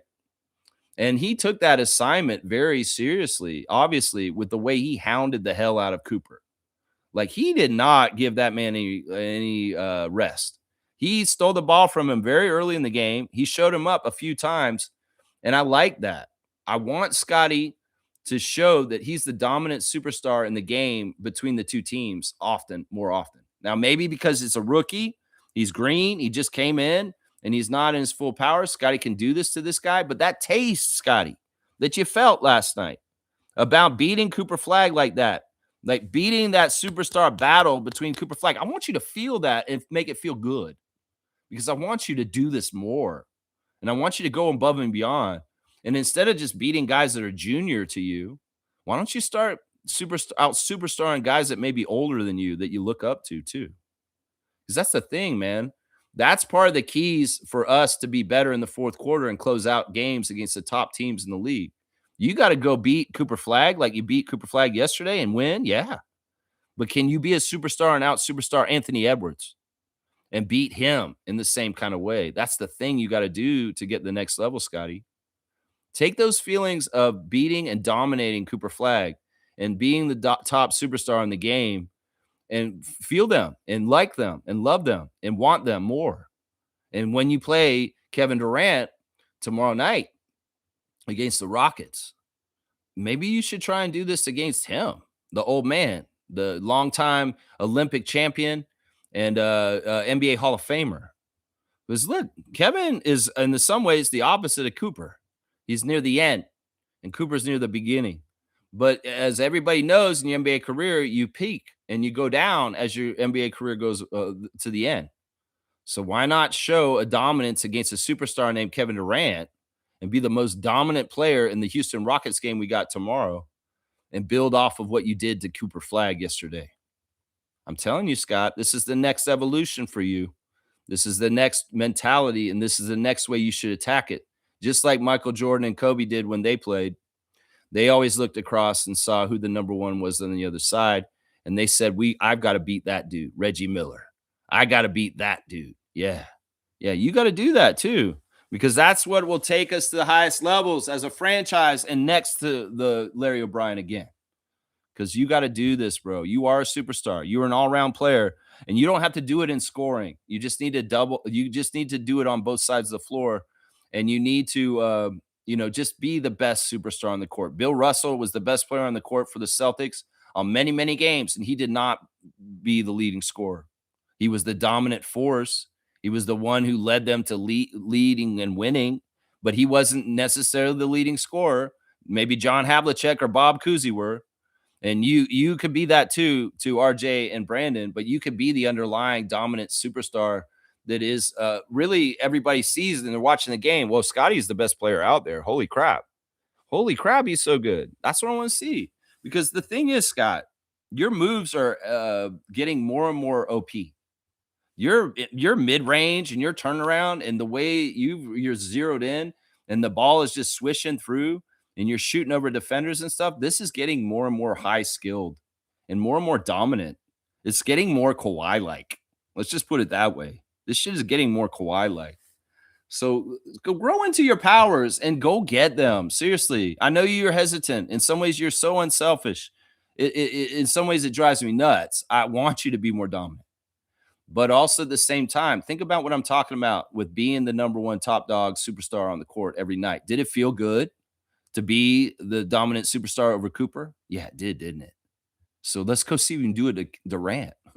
That's what I'm saying. One of the trends yesterday that I hated, this is so stupid, and I'll never get used to this in the new NBA, is the overimportance of the three. You know, Scotty, you get these balls right down near the basket. You're in the paint. You should just elevate and dunk it. That's 2 points. We don't shoot threes good enough for you to pass it out to Mamu and everybody else when you have the established paint touch and you were right there. These are shots that are money right there. You're leaving money on the table because you should have just scored it. But no, you're throwing it right out to the 3-point shot instead. I'll never get this. This is obviously a team protocol. This is obviously something that the Raptors coaches are saying. This is an analytical argument to say, no, go for the three. The three is open. Throw it out to them. What? You're giving up cookie. Like there's food right there in front of you, right next to the basket. Like just elevate and dunk on their head. Like, what are you doing, Scott? Why are you looking for Sandro outside for three when his three has not been totally reliable recently? And you just going up with a little hook or a little inside shot when you have the ball that close to the basket and the defense isn't even back and set for the other team, you need to take it up yourself right then. I'm sick of this passing out to the three shit because the Raptors did it like so many times yesterday. And in fact, the three was dismal for both teams. Both teams could not shoot the three in the first half. And it was stupid. I'm like, why are we shooting so many threes? Like, seriously, some point, the Raptors coaching staff has got to wave the white flag on threes and say, go inside and just dominate them inside or get the mid ranges or just go and find offense other places. Because the over-reliance on the three and taking too many threes is a direct cause of stagnation in the offense for the Raptors at times. It's just like, look, you guys jack up all these threes. You're not good three-point shooters. Why are you doing this? Meanwhile, you got Scotty Barnes getting an excellent position in the paint with a smaller defender, and he's passing it out to Mamu to take a three. Like, what is this, man? And seriously, I don't get that protocol. I don't get that logic because I'm an old head. And that wouldn't fly in the old NBA. The three-point shot is so overvalued at this point. It just doesn't make sense to me. And in some ways, it don't make sense to me just because of our franchise and how we shoot threes. Because, man, you get a bunch of twos. You miss like 5 threes, but you make like 3 twos instead. That's like 6 points instead of getting no points. So it's like, come on, let's do what we're good at. Let's stop fucking trying to shoot so many threes is what I'm saying. Let's see. All right. Third star of the game for me was Jakob. Jakob is continuing to find his rhythm and his ability to play at a high level once again, to get the doubters, the worriers, the people that were so concerned that Jakob needs to retire because of his back. You know, I think that y'all are getting good evidence that this man can still play in the NBA. and that he's still very, very good. Jakob, 30 minutes, 16 points on 8 of 9 shooting, 10 rebounds, 4 assists, 1 turnover, 1 steal, 2 blocks, a plus 16. The thing about Pirtle is he's just so valuable. He's the only guy on our team that does what he does. And that's why he is so valuable. And he makes everybody's lives so much easier with his screens. And, you see the dominance on the defense too. He really does have an impact in stopping the other team from scoring. He's just gets in the way. He's just the long arm of the law for the Raptors, as far as his arm is there to try and block. And he's not letting anybody have anything easy. And he's out there getting hit in physicality. And he takes a lot of abuse, guys. And he doesn't complain. He doesn't whine. He just keeps playing. The referees don't respect him. They call weird shit. And he's just locked in, man. He's a long-time vet in the NBA. And at this point in his career, he's a fantastic center. He's an underrated center. Screw you guys out there that put out an article saying he is one of the worst contracts in the league. You're an idiot, first of all, for writing that. And that's all perception. You can't say that about Yak. What he gives to us is very important. And in some ways, it's worth $20 million a year. And it just doesn't make any sense to me sometimes. I mean, this dude is really literally putting his body on the line for the Raptors all the time. And there's a section of Raptors Nation that absolutely does not respect him. And it's disgusting to me, because this is a man who has blood, sweat, and tears for the Raptors. This is a man who had loyalty for the Raptors when he got traded with DeMar to San Antonio, and he still wanted to come back and still wanted to play for the Raptors and be in Toronto, man. In some ways, he's on that sliding scale with RJ Barrett as far as loyalty to our city. So, man, start respecting Yak and understand he's not washed. He's coming into form again. And that's the thing. High-level Yak, RJ Barrett that's playing very well. Well, these are the keys to Raptors winning in the playoffs. In some ways, they are. That's right. My 4th star of the game is Sandro Mamu. He finally woke up off the bench and got a pretty good scoring game. 18 minutes, 13 points on 5 of 9 shooting, 2 of 6 for 3 for Sandro, 1 of 2 at the free throw line, 7 rebounds, 3 assists, 0 turnovers, 1 steal, 1 block, a plus 14. Yeah, everybody's plus because we routed them by 30.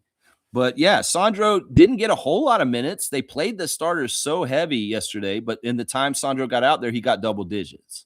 And that's what we want. That's what we want. My last star of the game is Grady.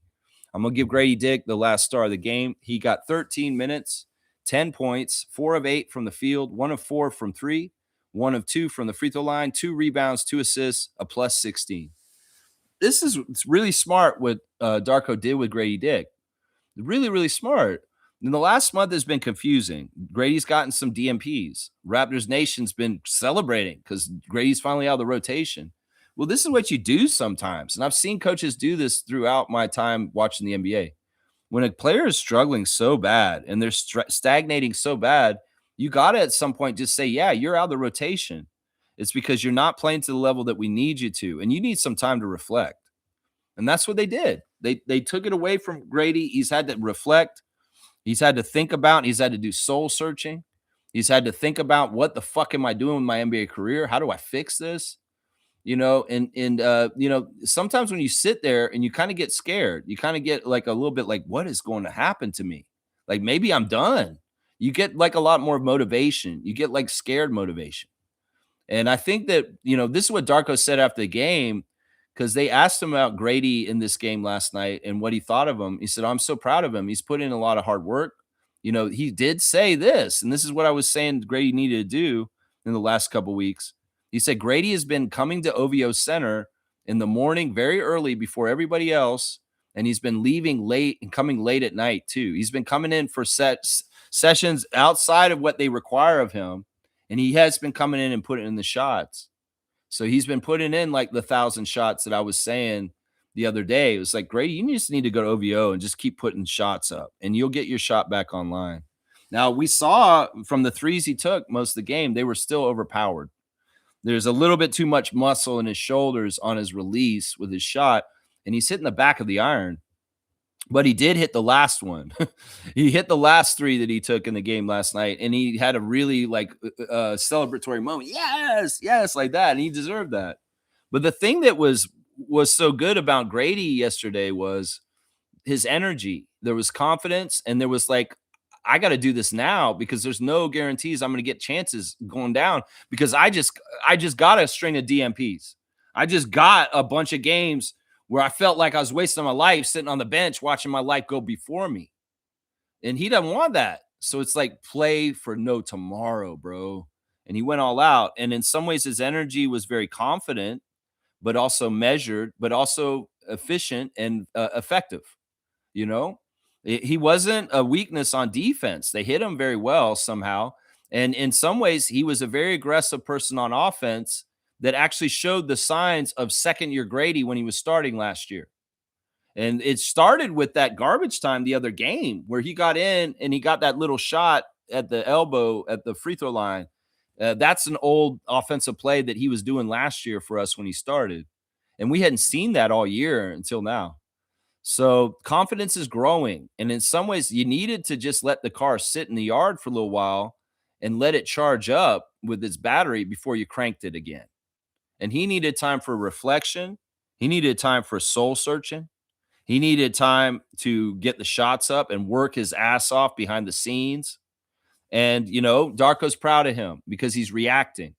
He's not just getting sorry for himself and whining and crying and, oh, why isn't he playing me? Oh, no, getting depressed. No, he's fighting. He's fighting. This is what Grady has done his whole entire life in his basketball career. When he hits that wall and things aren't going smoothly, he has to go back and hit it harder with work.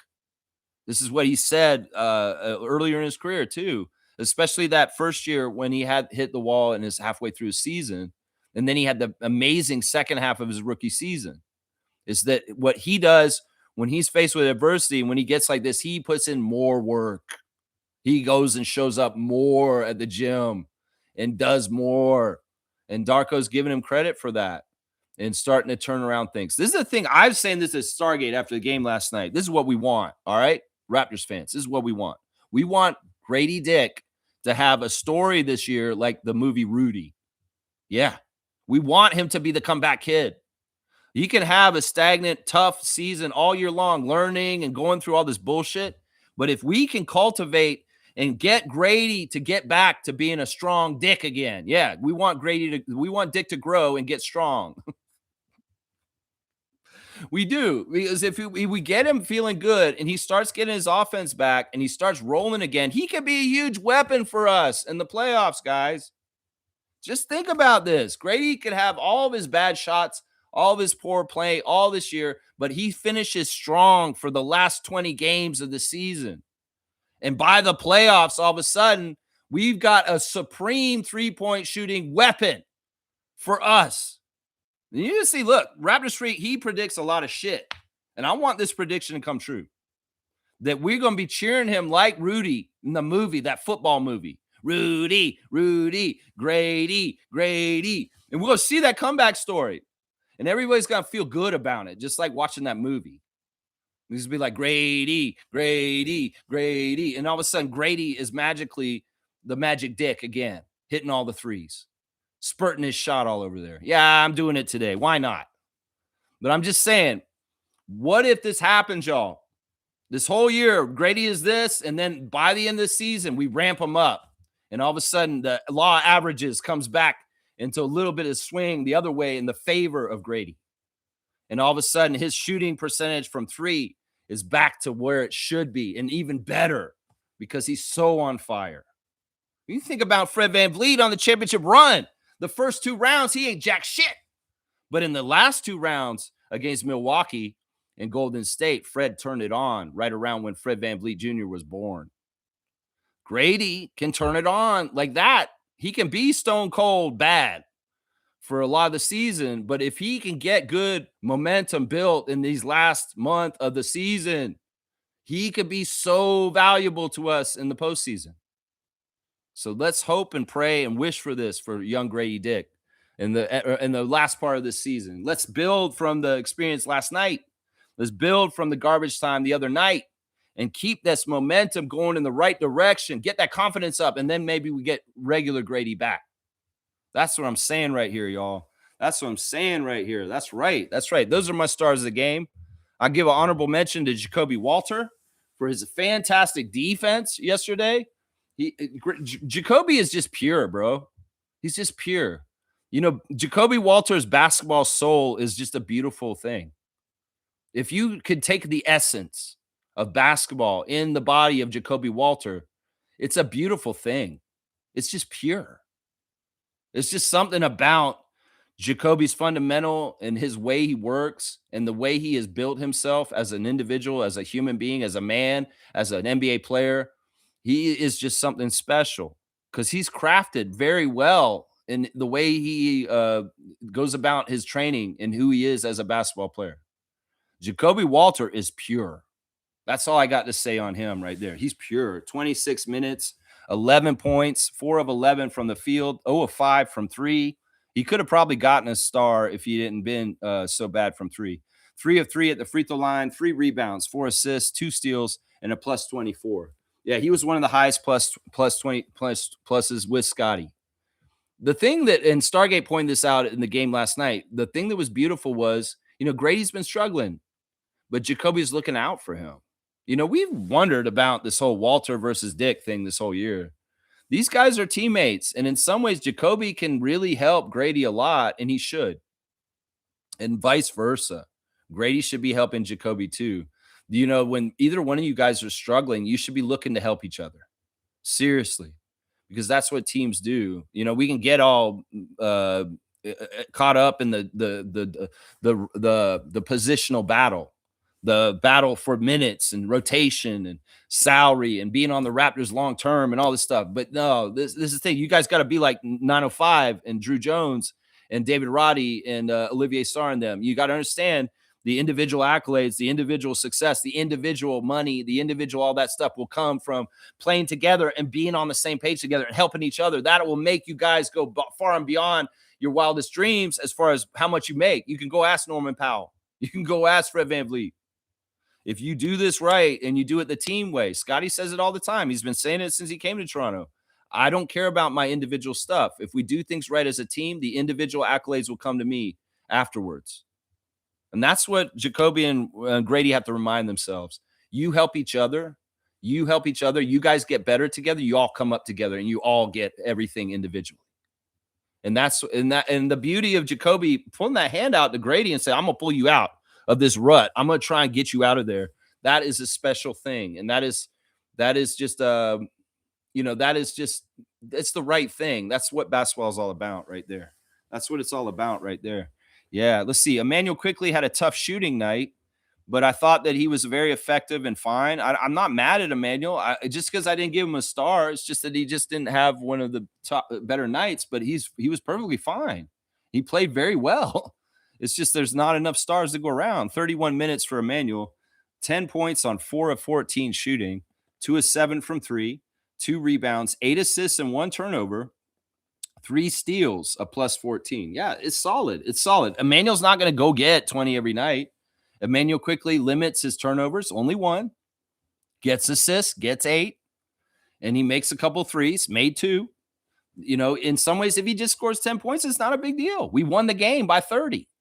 And he was an effective player who held things together as a floor general, as the point guard, and he was orchestrating and doing a whole bunch of stuff. He was very much helping RJ. Yes, he was doing a lot of good things out there. So, nephews, casuals, you're going to come at Emmanuel quickly because he got a 10-point game last night? No, don't do it because we won, and he added to that winning in his contribution. And that's what matters. Brandon Ingram had a tough game. Boy, did he have a tough game. Brandon is on the down low. Has been not totally right. His shot is off. They did say he was sick yesterday. That last minute decision for him to play. He was questionable. He was possibly not going to play, and maybe in some ways they shouldn't have played him. But also at the same time, Brandon's only missed 1 game this season, and he really does want to play as much as he can. He's not trying to waste his life. He's going to let a flu or being sick stop him from playing a Raptors game yesterday. No, he went out there, but he wasn't totally there. He was flat. And we had to adjust. And in some ways, that makes RJ have to rise up and take more of the burden of the scoring. The thing is, even though Brandon was not hitting his shot, he was very helpful in very different ways. He was helpful on defense. He was helpful with rebounding. He was helpful as being a decoy in general, just because of his gravity. as far as you got to respect is Brandon Ingram out there. So that's going to help RJ get more open shots, right? 31 minutes for Ingram, 11 points on 4 of 12 shooting. His shot just wasn't there. There were a lot of shots he took yesterday that would be money normally, but he just was off. He's just off. 0 for 2 from 3, 3 or 4 at the free throw line, 6 rebounds, 6 assists, 3 turnovers and a steal for Brandon Ingram, a +5. So that's tough. That's tough. He had an off game, but the team won by 30. And in some ways, somebody else came and took up the slack and took care of things with Brandon not being totally himself. And there's nothing wrong with any of that. In fact, he was still out there playing in those big chunk minutes with the notorious barbecue yak late in the game. And even though he wasn't getting called all the time, he's still working in the play set, in the motion, working his ass off, playing hard, and doing all the other things he can do to help the team, even if he's not hitting his shot in the game. And I commend him for that. There may be an old Brandon Ingram on an old worse team that once he's not hitting his shot, he just tunes out and he takes off and he's not doing jack shit for the team at all on the court. But not this year, not this Brandon Ingram on Raptors. No, he's going to contribute in every effort way he can, even if the shot's not falling. And I appreciate him for that. I really do. Jamison Battle got in for 4 minutes at the end of the game. He didn't take a shot or do anything. He was a +6. Garrett Temple did get 3 points, though, at the free throw line. And he got a rebound, a +6. Jamal Shed didn't score. He only played 14 minutes, but he did have a rebound and 4 assists with 1 steal, no turnovers, a +8. In some ways, I'm not mad at Shed for not shooting. Some people may come down on Shed because he's slumping, but in some ways, he's rebuilding his game right now. What I saw from Shed last night was a much more methodically safe player. He was very careful with the ball yesterday. He was very, very careful. He didn't get a single turnover, right? And he was also very measured with his passes. So in some ways, I think Jamal, because he doesn't feel like confident with his shooting, he went ahead and focused on everything else he does. And that's getting the ball to other people and playing top-notch, dogged defense. So, Shed doesn't have to score every game. In some ways, it's helpful when he gets points off the bench for us. But you know what? He played solid. He didn't have a turnover. He didn't take a single shot. So we can't be mad at him for that, right? Right? So, yeah, there's the box score for the Raptors. And Trace didn't get to play because he hurt his hand in the warm-up. I don't know if you guys caught that because I was confused at the end of the game. It was like, why is Mamu still out there? Take him out and put Trace in. But Trace was a late scratch. He wasn't available all of a sudden because he hit his middle finger on the rim in the warm-ups, and they had to take him out for the game. So, and he shows it in the team photo. He holds his hand up. And the team photo in the locker room after the game, you can see his finger has got something on it. It's almost like he's shooting a bird at the camera. But yeah, it's like hoping we see TJD build off of his 905 game on Friday last night. And we would have if he hadn't hit his hand like that, guys. So don't get mad at Darko. Some people think he's like, oh, he doesn't like Trace. He doesn't play him. No, he got hurt. That's what happened last night. I want to give a big credit to Daniel Gafford. Holy crap, man. 10 for 10 from the field with 21 points and 11 rebounds. Gafford was that midseason target we all talked about on this channel. His price was a little high, but you could kind of like look at what he was doing against us for the Mavs and kind of think about how he would be doing what he would be doing for us as a backup center. And that, yeah, it would work. It would work. That man is a very, very good offensive rebounder. And he was doing it last night. Yeah. Other notes, Cooper Flagg, 17 points on 7 of 17 shooting. He had 4 turnovers due to Scotty Barnes covering him up real nice. Yeah, keeping him tied up real nice. And then Brandon Williams off the bench, the point guard. He was on my fantasy team. Alas, it's not enough to get the game back on track for me in fantasy-wise against HC, and I lost. But, yeah, cool to see Ryan Nebhart out there, RJ versus RJ. And of course, it is sad kind of listening RJ talk about Ryan Nebhart being best friends with his younger brother, Nathan. It's kind of like Andrew and RJ are the same age, and then the younger brothers were buddies. So there's a little bit of sadness there. And in some ways, like RJ saying that like Nebhart Jr. is like a brother to him. The ties that bind, man. Yeah, and it's cool to see Ryan Nebhart out there. And some Canadian content on the other side with Dwight Powell out there too. Jacoby Walter stealing his cookies at the end of the game. That steal was awesome. Of course, Dwight Powell's like that. You can go get the ball from him like that.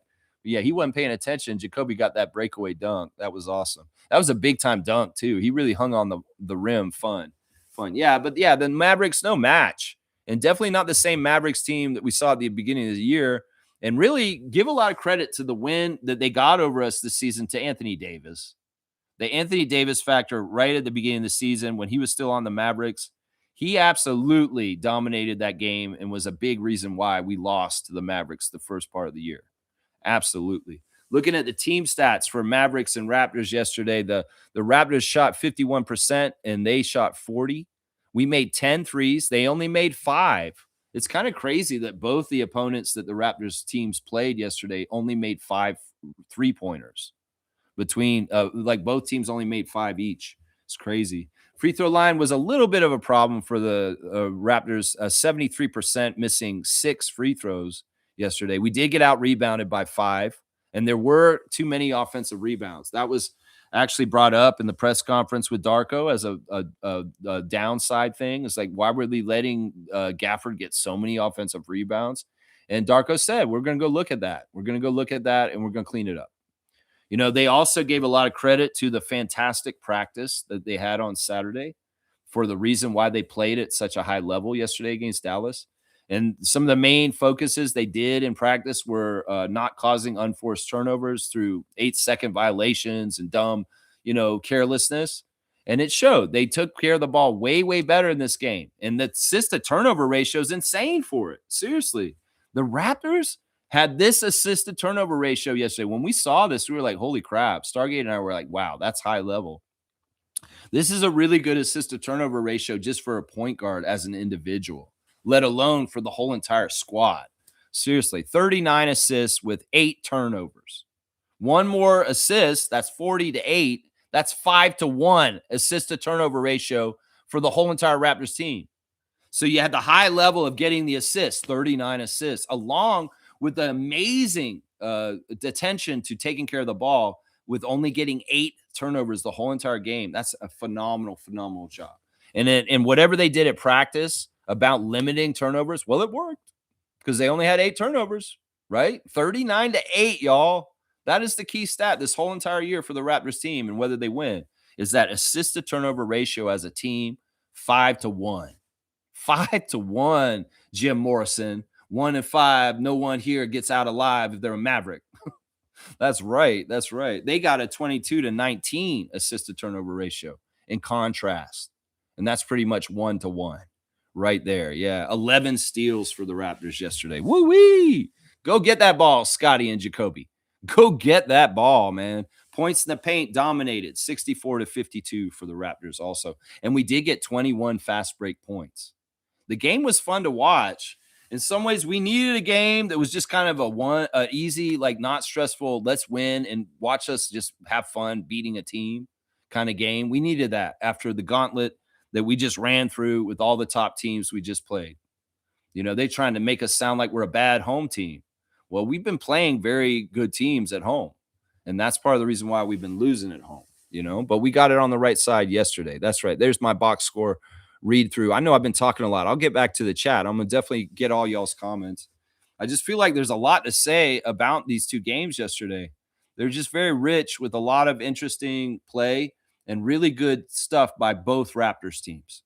Both Raptors teams. The game at 9:05 was just a joy to watch. And I'll say once again, Ashley Docking and Tamika Nurse, y'all were fantastic calling the game yesterday for the Women's International Day game. Really, really good job, Ashley. You do your research and you know your Raptors. I know, I can tell. In some ways, I'm glad it was Ashley, Cinderella Stories co-host to Savannah Hamilton on that podcast because she does know her stuff. And Tamika Nurse, the older sister of Kia Nurse, she was fantastic too. Her insights as a former player and a coach were absolutely on point. I mean, they were saying stuff like, what was it? There was something like, there was one time where Jonathan played really good defense on one of the Delaware Bluecoats, but they just beat them.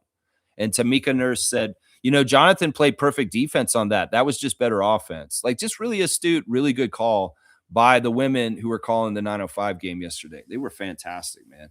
They were fantastic. Yeah, let's see. Fiercey saying great words of wisdom from Trevor J. Yeah, Trevor's usually pretty good with those. Stargate saying our broadcasters were glazing Cooper Flag like he was a Tim Hortons donut. It was extremely annoying. Well, in some ways, that's the directive of the NBA marketing machine, is to put certain players on blast.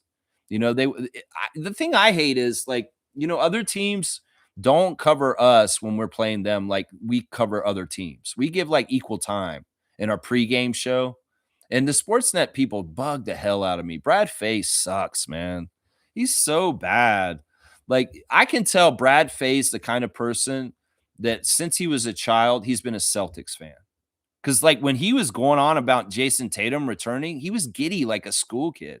I've never seen him be so happy about anything Raptors related. And he's the Raptors in studio host for Sportsnet. But when he's talking about Jason Tatum returning for the Celtics, he acted like a giddy little child at Christmas. And he told on himself. Brad Fay, we know you're a closet Celtics fan and you do the broadcasting for the Raptors. Fuck you, Brad Fay. Seriously. I think that it's the kind of thing where he was a little kid, he was a basketball fan, and the Celtics have always been his team. And he will never, ever respect the Toronto Raptors correctly because his heart lies with the green.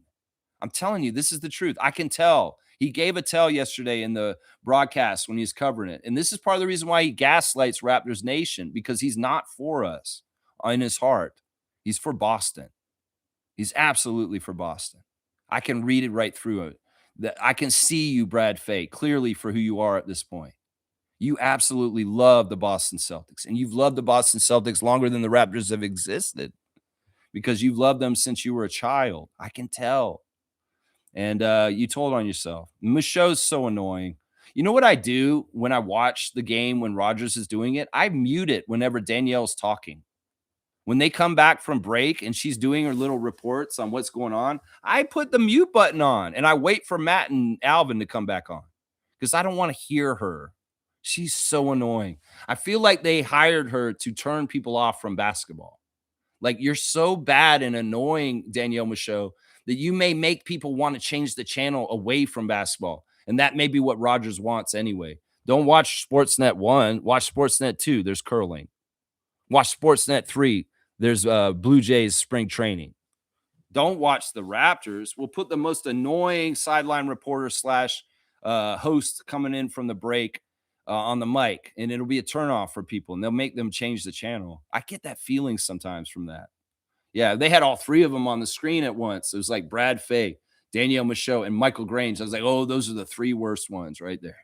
Oh, my God. These are the people on Rogers Sportsnet that I can't stand. They're in the broadcast. And when the Olympics were going on and Brad Fay and Danielle Michaud were away on assignment, their broadcast was 100 times better when it was Tim McAuliffe and Blake Murphy on the sideline. Oh, my God, it was so much better. Blake Murphy is a huge upgrade on the sideline. Oh, my gosh, Blake Murphy. Wish you could have that job all the time. And, man, can we get Tim back, Tim and Sid?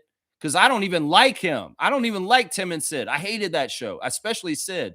But Tim was the one I kind of liked. But having Tim McAuliffe in there with Sherman Hamilton and Matt Bonner is more of a winner. Trust me. Because he's lighter. He's more fun. He's jokier. In some ways, he has more of a cool personality. He's more conducive to a basketball audience than stodgy old crazy-ass Brad Fay's Celtic ass. Seriously. I'll critique these motherfuckers on TV because they're the people that are presented to present the game to me. And when they fucking bug me, I'm like, fuck you with your gaslighting. And part of it is the glazing of Cooper Flag and the Celtics and the Knicks when we play them by our own broadcast studio. It's crazy. I get it. Y'all are journalists. You have to be fair. You got to be down the line. Why is nobody else in the league being like this with their pregame show?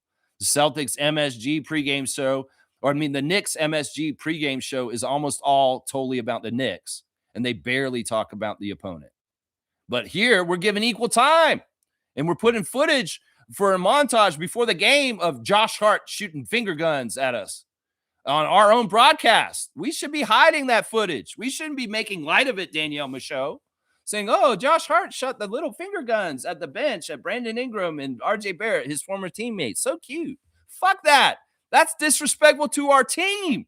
And our own broadcast will come back and show it in highlights like it's a laugh. You're teaching our own fans to disrespect our own team Because if the broadcast is going to put Josh Hart's finger guns on blast, which is totally brain dead with all the violence around the world with gun violence, let's go ahead and celebrate his jokey gun violence towards the Raptors bench and the humiliating them in the loss.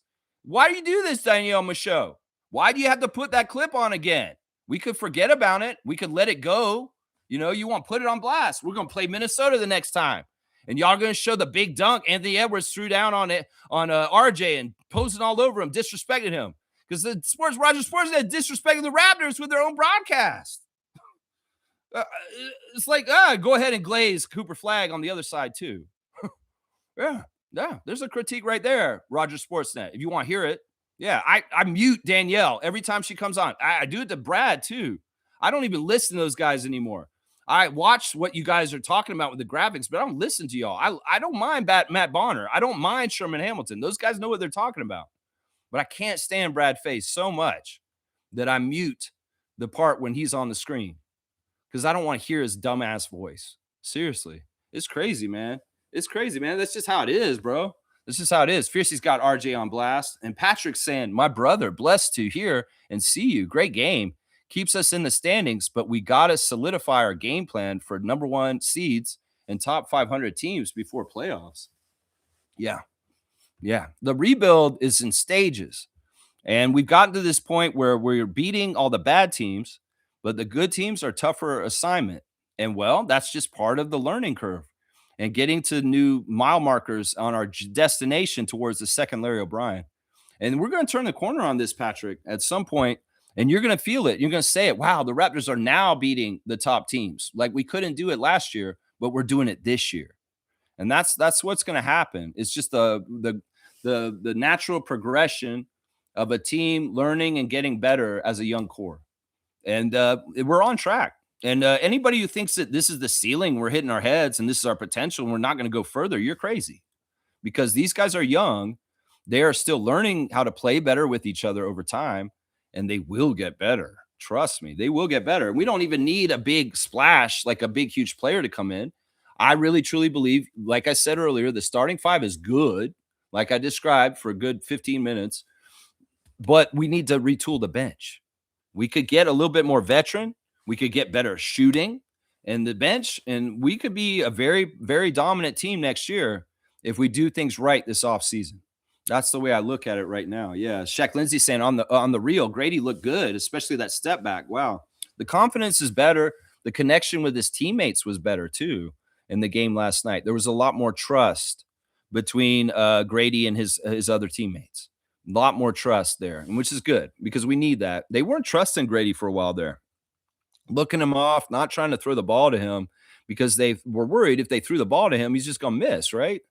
Fiercely saying glad he's putting up more numbers than Zion and Ja. Yeah, RJ's he's the king of that class in some ways. He's the king of that class. They could have said Williamson this and Morant that. But you know what? Once again, I said y'all preordained people. They need to come and earn those checks and that fame and that luster and that hype that y'all talk about them before you should let them earn it before you do it. Is what I'm saying right there. Yeah. And where is the stuff for RJ like this? Seriously, where's the stuff for RJ? Like what you would throw at Zion and Ja Morant. Why can't you make RJ a superstar in this league? Oh, overlooked, even overlooked in his own country by people here that predominantly care about hockey. Even overlooked in that way. That's right. Stargate saying, sorry, that Dallas record is actually 21-43. Yeah, because we beat them last night. That's right. Patrick, thanks again, man. I appreciate the super chat. Milbester's here. Nick's freak in the house, and he's watching his WBC. He's going to tell me about it, even though I don't want to hear about it. Hey, Lex, good morning. How's the Raptors been? We won yesterday. We beat Cooper Flag and the Mavericks. It was fun. I was watching your Canada play Panama. Oh, our Canada, yeah. You lost the first game of the tournament. Korea just advanced the second round on a 3-team tiebreaker with Australia and Taiwan. It's been crazy. Yeah, all over my head. I can't really look at any of this. I seen Vladdy's playing for your team, my guy. And, I'm rooting for Canada for sure, but I'm also rooting for Dominican. I'm definitely with you on the Dominican Republic because our guy Junior is playing for them. And he's had some good success for Dominican Republic in the WBC so far from what I've been hearing. So yeah, keep on going, Vladdy Jr. and Dominican. Yeah, I'll put my hat in the ring for your team and support. This is one time when Milbester and I are on the same side. Is for Dominican Republic. That's right. Trevor saying, thanks, Fiercey. Much blessings to you. Yeah, blessing to everybody, man. God is great. God is good. God will shower us with the benevolence and the blessings and love and light and abundance.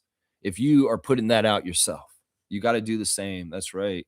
You got to do the same. G saying the 905 jerseys yesterday were fire. Yeah, they were really nice for the details.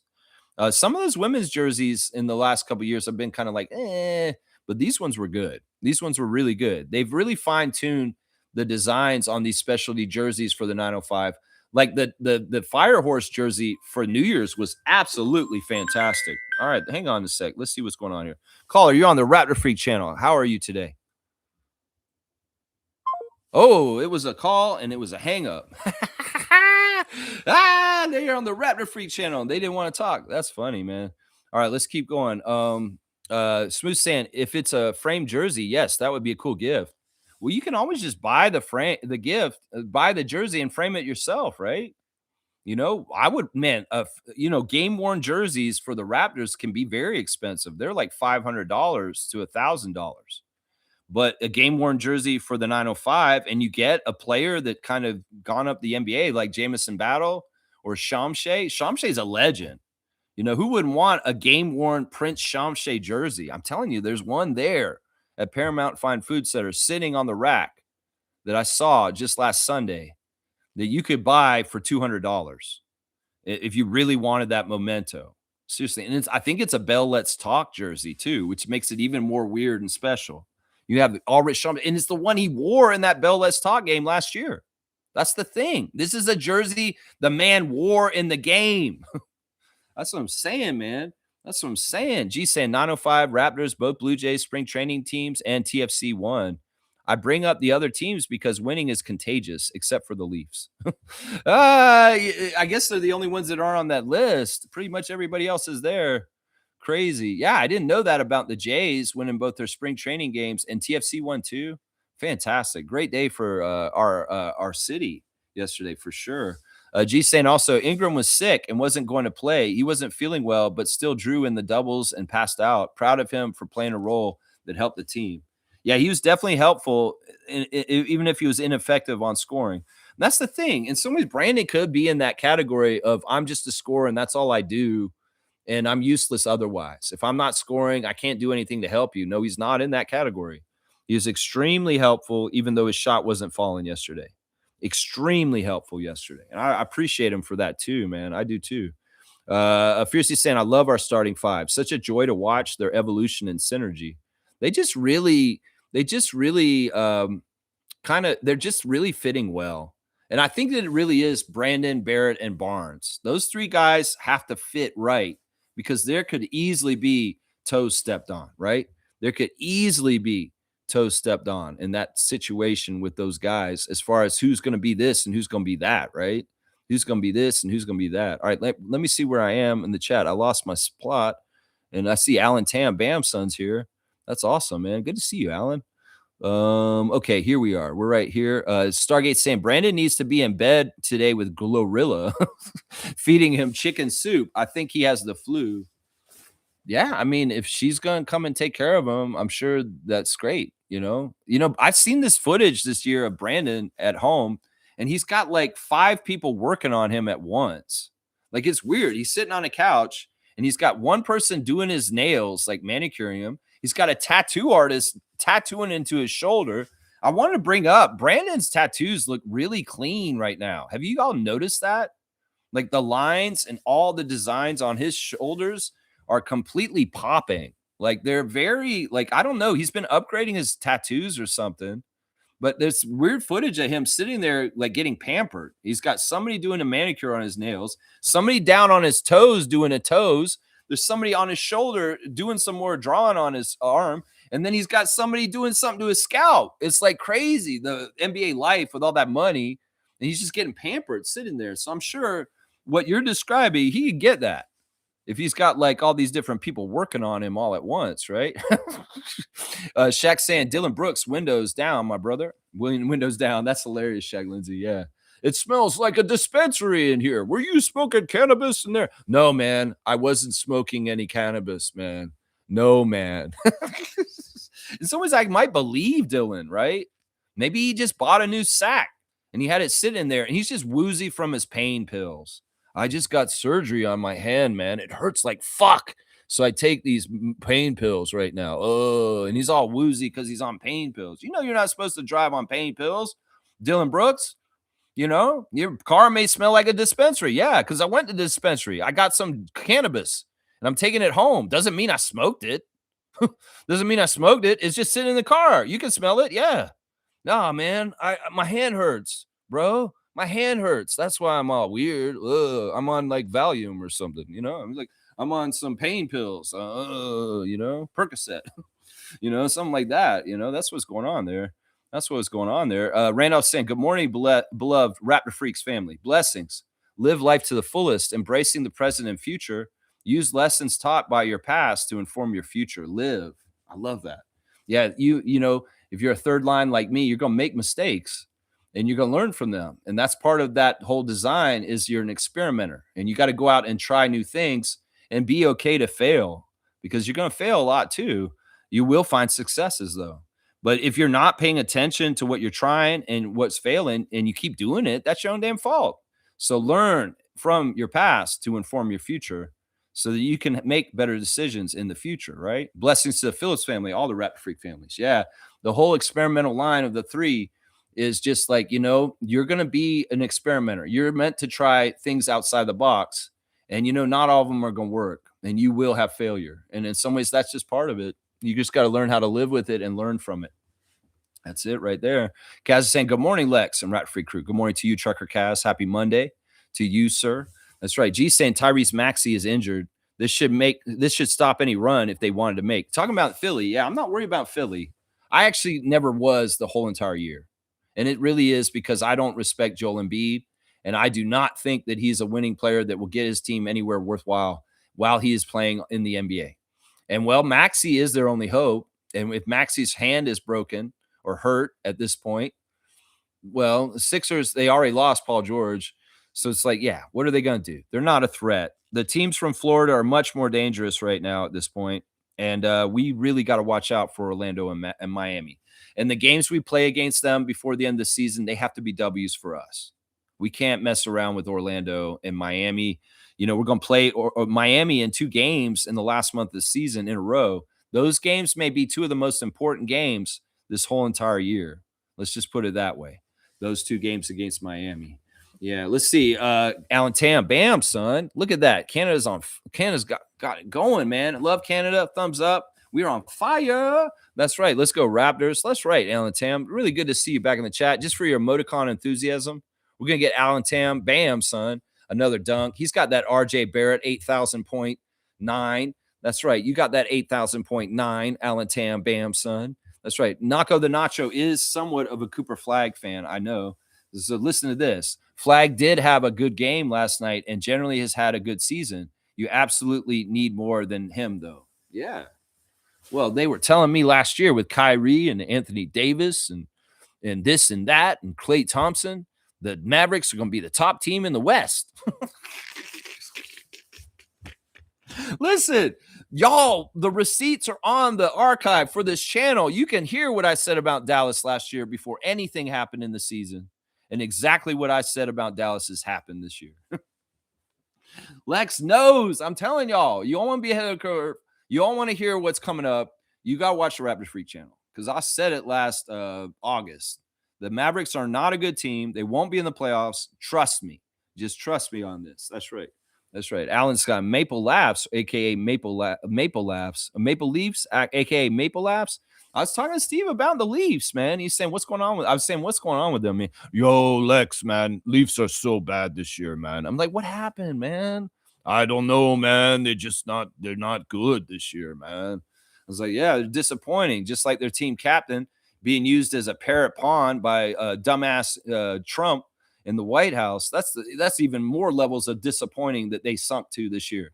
Not only y'all a shitty team, your captain from Phoenix is a prop for fucking Nazis. That's sad, man. People are going to remember that forever, Austin Matthews, that you went and did that. And it's not going to be remembered in a right way. Trust me. Trust me. I'm thinking that there's old pictures from Hitler being standing with athletes back in the day, too. And yeah, those pictures aren't the best pictures to be having in your history. So just trust me on this, Austin Matthews. Your picture in the White House on Donald Trump's shoulder is not going to age well. And in some ways, it's going to come back to haunt you for the rest of your life. Watch. Seriously, you're going to see that. You made a very poor decision, man. Very, very poor decision. Yeah. Fiercely saying, question for you, Lex. Wemby's rookie year was still a losing one, but he was building great synergy with his teammates to the point they are now striving. Do you think Flag could have a similar effect with a different Dallas roster? But now that I think about Scotty's evolution with all the roster changes since his rookie year, he's doing great. So it's the player, not the roster. Was trying to suss out if Dallas front office failed Flag, but he had the opportunity to play with Kyrie, AD, and Clay, etc. Well, in some ways, I'm talking about all this as a hater. Yeah, I'm the opposite of Beyond on Basketball Rewind. You know, Beyond is a huge Dallas fan, and he had the pie in the sky idea of what Dallas was going to be this year, and he was reveling in it. He felt so good last year with Coach Roach and Kenyon on Basketball Rewind on that YouTube channel.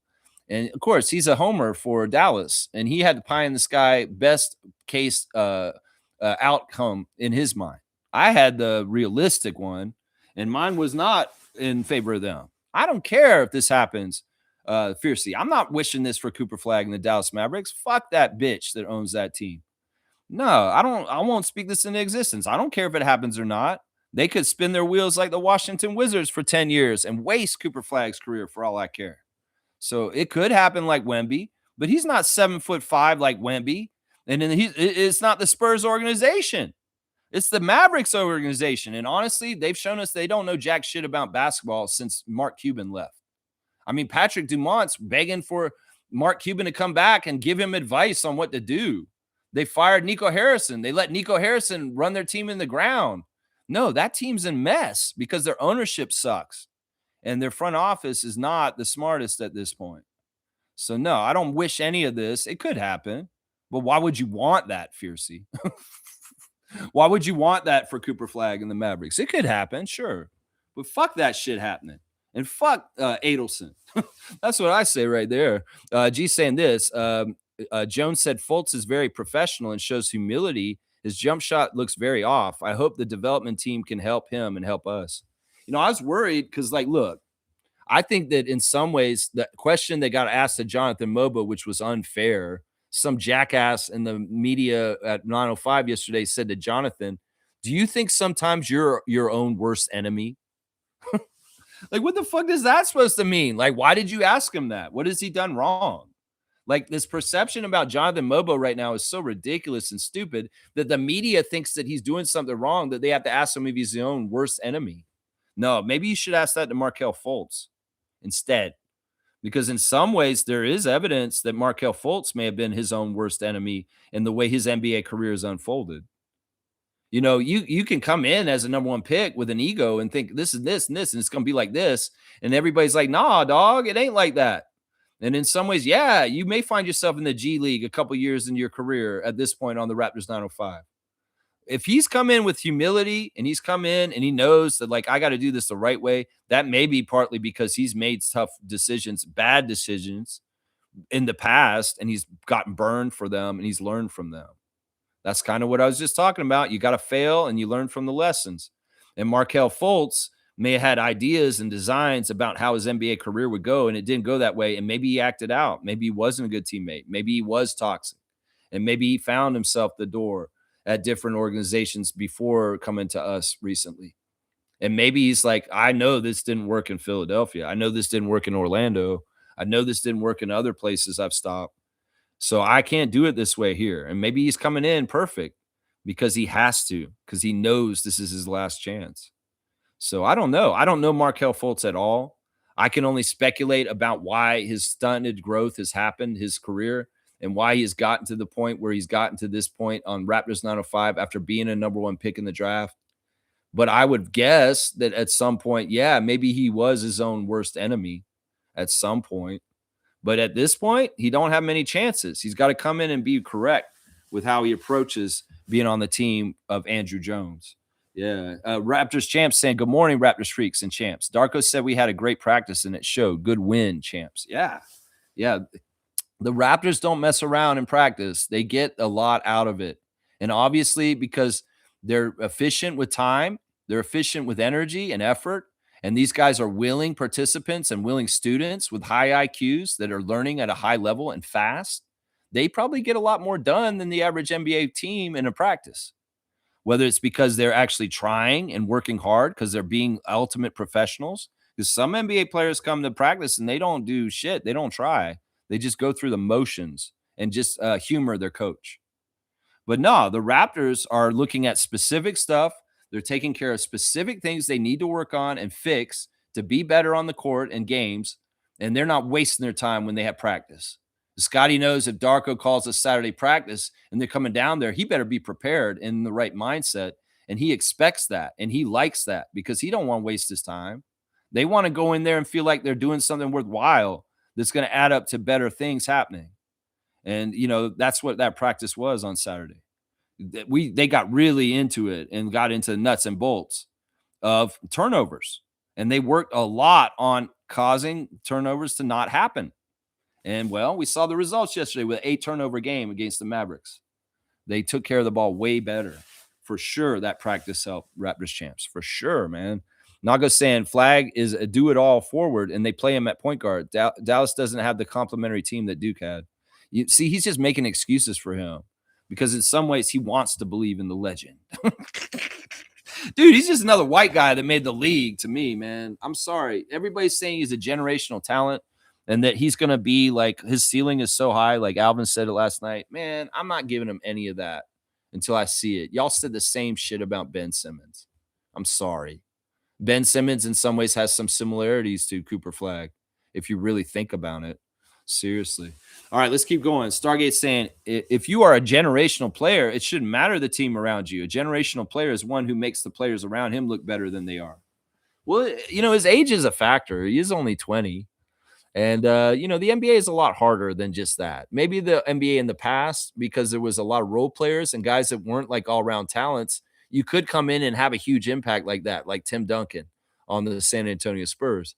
But the league has got so much talent and it's spread out all over that maybe the one big generational talent that comes in is a drop in the water compared to what it used to be as far as the impact league-wide, as far as the standings. I think that's part of it. I mean, that's what it's teaching me about Wembanyama and Cooper Flag so far. That's what it's teaching me about it. That's right. Yeah, Trevor's saying congratulations to Coach Jones for winning 50 games over 2 seasons. Let's not get this twisted, Trevor. That's not 50 games this season. That's his cumulative records for both years coaching the 905. That's this year plus last year. And last year, he didn't win a whole lot in some ways. He had a very bad second half of the season. They played good in the tip-off tournament, but everything fell apart when Ulrich Shamshay was injured and out for the rest of the year. And so it's 50 wins between last year and this year. And that's an accomplishment. They don't play a lot of games in the G League season. So he's got 50 wins as a coach for over 2 seasons. That's just clarifying that. But that is an accomplishment, and it's a very good one. Fierce is saying, thanks, Nako. Didn't know he played out of position. Well, I mean, this is kind of dumb. It's like, all right. At the beginning of the year, when we first saw them, they were playing Cooper at point guard already. And I'm like, this is stupid, man. This is dumb. I get it. Kyrie's out for the season. You're going to have somebody play point guard. But in some ways, you can mess up his beginning of his career because you're making him play a very difficult position against players that are going to be smaller and faster than him. And they could pick his pocket. And that's a lot of the mess up for this season. Jason Kidd, you're an idiot for playing him at point guard this season. You should have played somebody else at point guard and let him kind of do other things. If they were smart in Dallas, they would have developed Cooper Flag like we developed Scotty in his rookie year.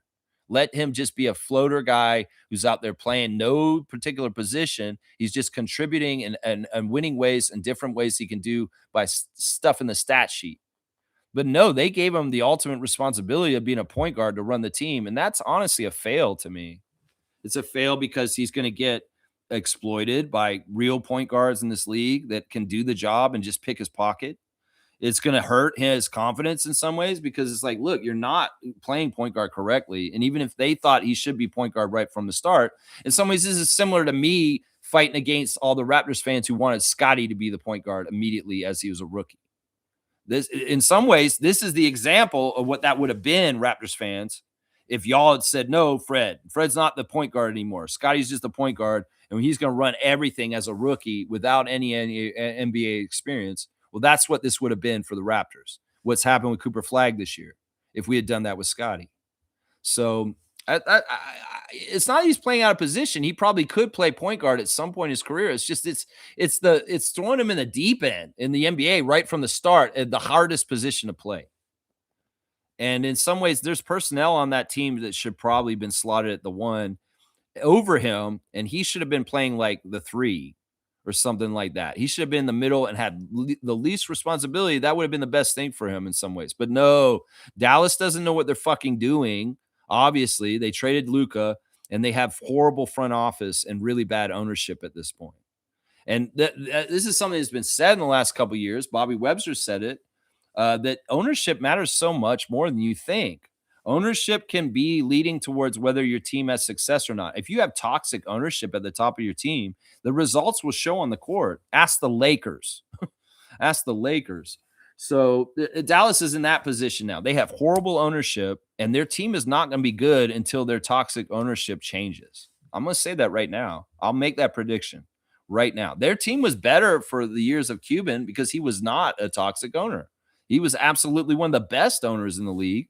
And in some ways, the Mavericks and their performance and the tenure of Mark Cuban being the owner went above and beyond because Mark Cuban was there.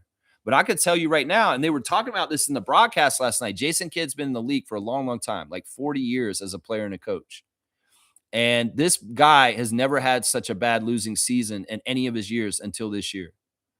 I'm telling you, it's the ownership group. It's the front office. They don't know what the fuck they're doing, along with the ownership group. And the Mavericks are destined to be horrible in the years to come, even with Cooper Flagg on their team. Watch, because they'll mess up. They'll mess up because they don't know what they're doing. Let's see. Nameless is saying, "What's up, everyone? We needed that blowout win so badly. When was the last time we blew a team out by 30? We need those vibes back. Well, we got them back. We got them back. And yeah, we did need this win. You're right, Nameless. You are right. Milbester saying, can't believe Dominican Republic playing Korea or Japan. Those are tough teams to play. I will kindly ask you to stop introducing baseball into my show. Once again, I'll ask you that, please. Nameless is saying, so important for confidence and the overall psychology of the team. Yeah, I think it's good, better for the fans. The team's fine and confident and doing what they're doing. It's more for the fans. They need this just to chill out and stop being such crazy nephews crashing out. This is better for that. It's much better for the fans than for inside of the team. Yeah. I'm going to skip you, Milbester, if you're talking baseball.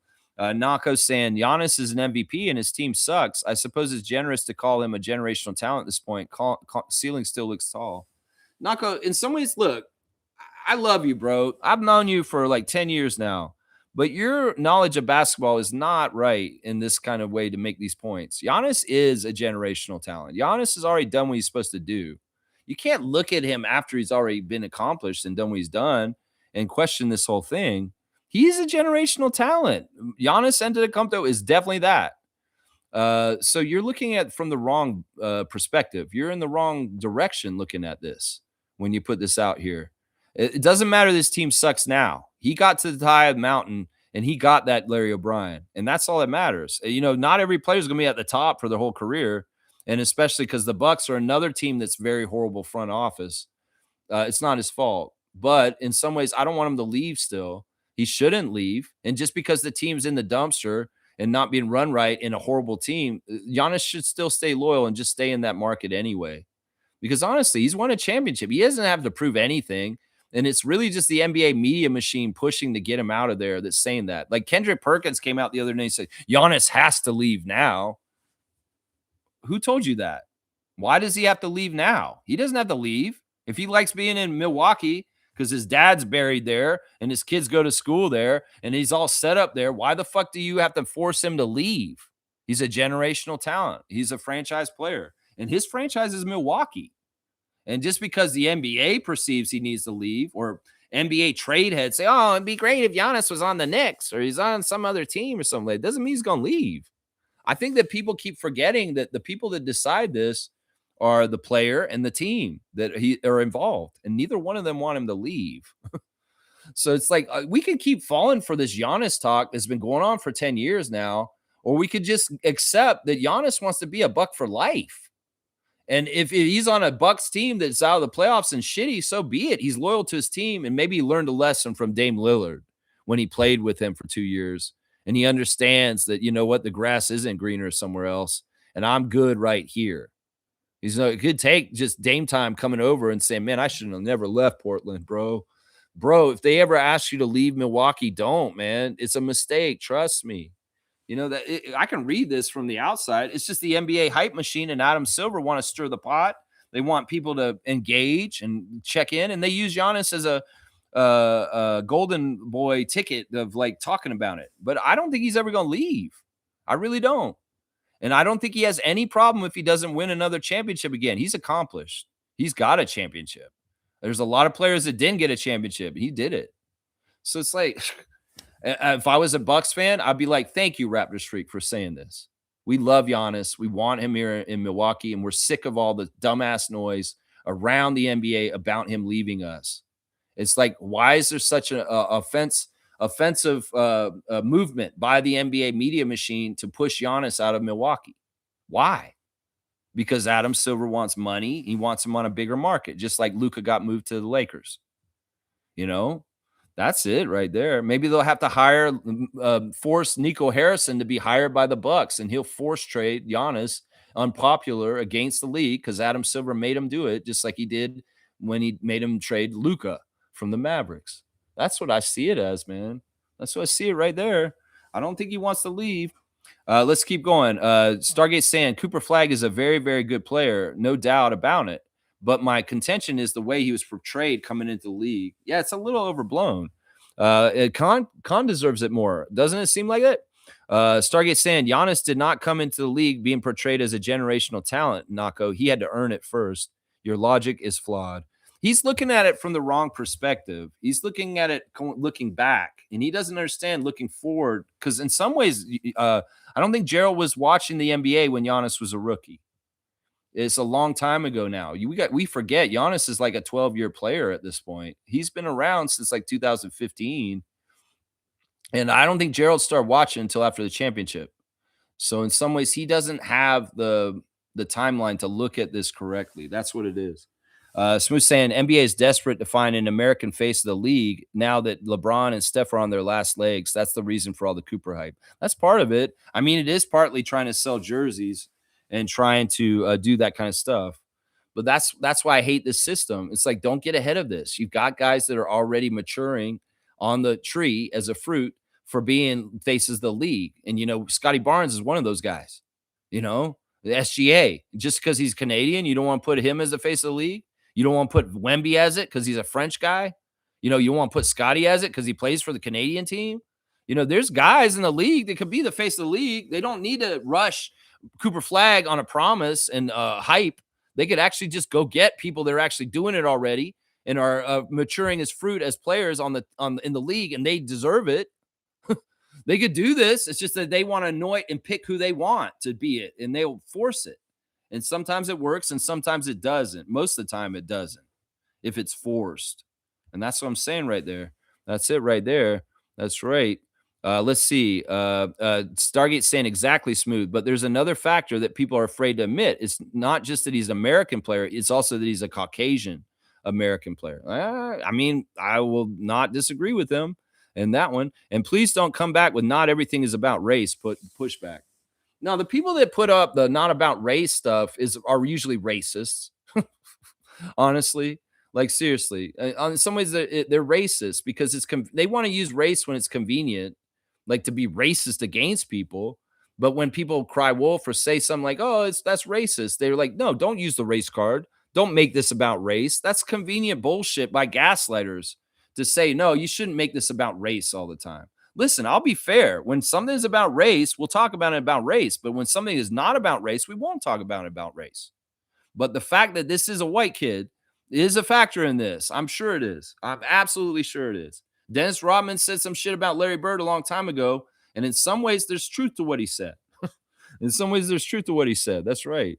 Bryce is here. Good morning to Bryce. He lives in Kentucky, and I hope he's doing very well. So, do Cooper not have the potential to be the best player in the NBA in the future? I have no idea if he does or not, but I'm not willing to write that check and hand him the money before he's actually earned it. That's what my whole point is here, is that the NBA in the last 10 years has gotten burned for anointing golden boys ahead of time, and they have not fulfilled their promise, Ja Morant.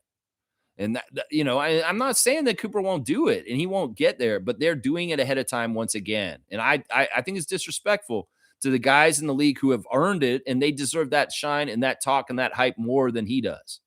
Because, in some ways, I gotta say his teammate from Duke is earning it more than him right now. And if he gets the rookie of the year over him, Knipple, well, that's justified. And it is partly the record. It is partly the team record of the teams. And the fact that Con Knipple has translated the NBA so well, and he's brought the Hornets up to the highest 3-point shooting team in the league, that's a factor. And that's real tangible shit. And that is a success. So he should be rookie of the year. He should be rookie of the year. And then you see Con Knipple do so well in the NBA, and then you go back and wonder, well, how much was he inflating Cooper to look so good on Duke? You know what I'm saying? How much was Maluak making Cooper look so good because of his talent? That's the thing. You could be on a high profile team like Duke in college, and some of the profile talent around you is boosting you up and making you look even better. Like, who was it, Con or Cooper? Is it a little bit of share to both, and they're making each other better? Well, Con's making the Hornets much more better than Cooper's making the Mavericks. That's just facts. That's just facts right there. That's just facts. That's right. That's right. That's right. Bryce is saying, I think Cooper 100% is generational. He's doing things no other rookie has ever done. That's not totally true. That's not totally true. There's a lot of things that he's doing that other rookies did in forgotten eras that nobody talks about. It's just he's the latest guy. I mean, to me, it is impressive he's got 50. And that's what Scotty said in an interview yesterday. He said it is really impressive that he's already got a 50 game as a rookie. Scotty, in some ways, has to say that's impressive because he's never gotten a 50 game himself. Once again, I'm not about sizzle. I want steak. And that means wins. That doesn't mean scoring like crazy. That doesn't mean overblown hype. That means actual, like, earning your shit, like Morris Peterson or somebody like that. That's what it means to me. You don't get all the applause. You don't get all the luster. You're just hardworking and you get results. And in some ways, part of the things that Stargate and I have a problem with Cooper Flagg about is that we're sick of hearing about him. And we're sick of all the overblown talking about him way too much. I'll listen to it when he proves it and he shows it on the court. I'm not going on the prospect. I'm not going on Bryce saying he's going to be a 100% generational talent. Nothing is guaranteed. So many different things could happen. This man, unfortunately, I'll knock on wood. I don't want this to happen. He could get hurt and his season his career could end, and none of this shit could happen. Nothing's guaranteed. That's why I hate this shit about front loading and preordaining people before they actually did it. Nameless is saying we want that strong D. Okay, caution. Bryce saying he torched NBA stars before he even entered the league. Once again, this is hype. This is hype. In some ways, I don't care. I don't care. I don't care. In some ways, everybody can overblow them and talk this and talk that. I'm standing with Stargate. I'm just like, I don't get this. I don't get this completely. In some ways, like, yeah, he looks like a talented guy. He looks like he might be able to do stuff. But I'm sorry if I'm not getting all crazy in a tizzy like Bryce and Gerald are about him. In some ways, he's not that impressive to me. I'm way more impressed with Knipple. And you can see this is a difference in what I'm saying. Is like, look, I put down Con Knipple a lot last year during the draft. And I said, yeah, they're overhyping this guy too. But I've circled around on him. I've seen him against us and what he does. And I respect Con Knipple right now. I don't totally respect Cooper Flagg yet. Let's just put it that way. And there's a difference, and there's a reason why. There's a reason why. Nako saying my point about Giannis refers to team building. Bucks are a badly built team, and that's going to affect everything. It's a team sport. Your number one needs a good team.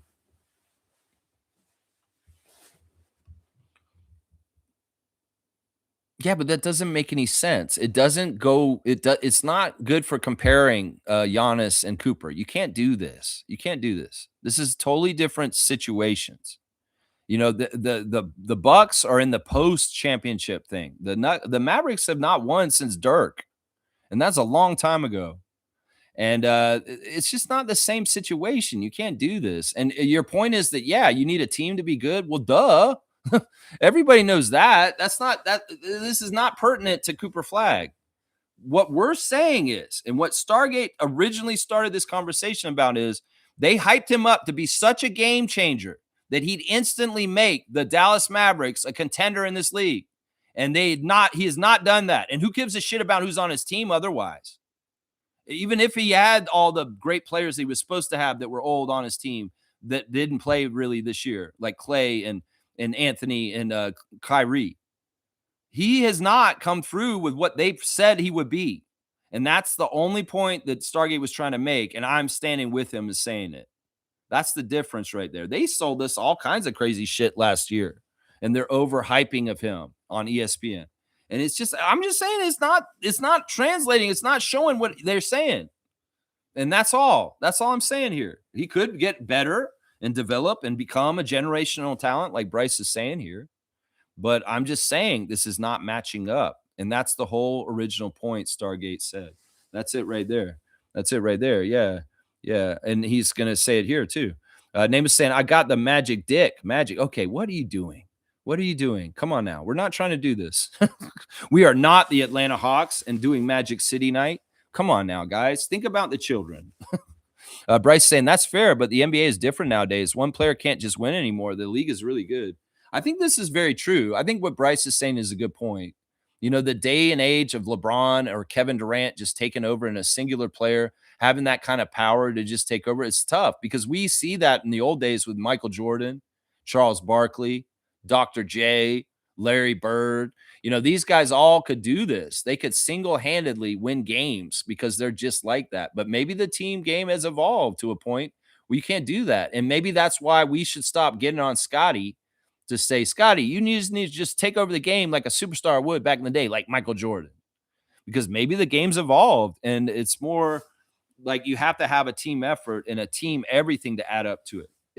In the past, maybe you could get away with one MVP style superstar like a Larry Bird or a Michael Jordan to win games consistently for you on their own single-handedly. But the league has evolved. I think this is a good point by Bryce. I'm going to give him a dunk for this because I think he's right. The league has evolved, and maybe that's the big reason between Cooper Flagg's rookie year and Tim Duncan's rookie year. I think that Bryce might be right on that one. All right, Bryce, you got that Anthony Parker 18, my guy. You got another dunk. All right, let's see. Who's next in the chat? I appreciate all the comments today, man. I know I'm a little feisty, and maybe you don't have the exact same take on Cooper Flagg as me. But you know what? It's not even really a specific take about Cooper Flagg. It's a take about the NBA in general and how they market their players.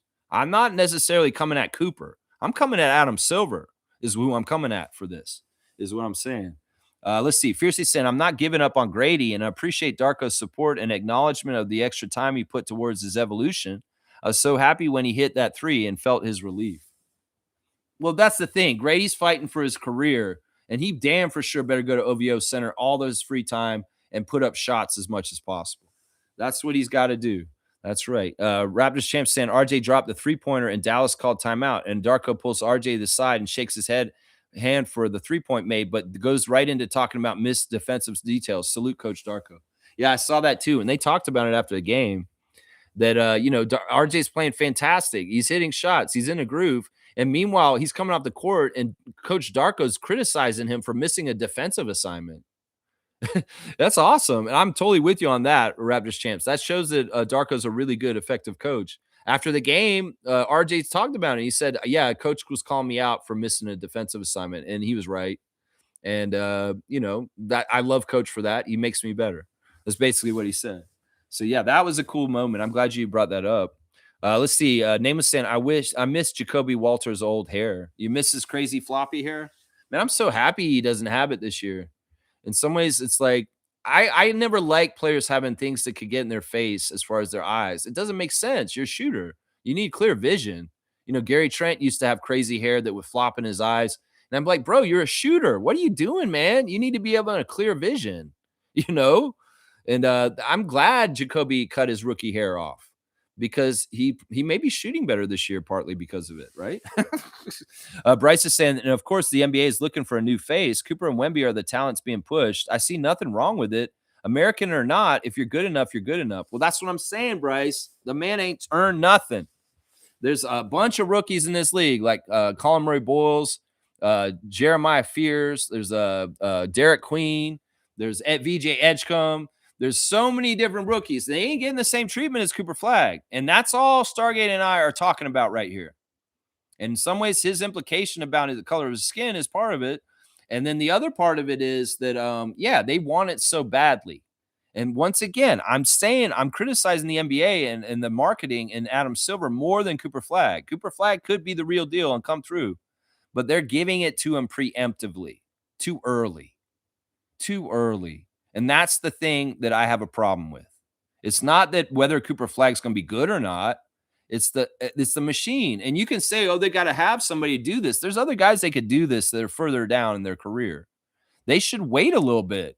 They should put a tab on rising star Cooper Flagg and hope that in the next 3 or 4 years, he rises to new levels that justify the glazing that they give him right now. This is the whole entire point that Stargate and I have right here.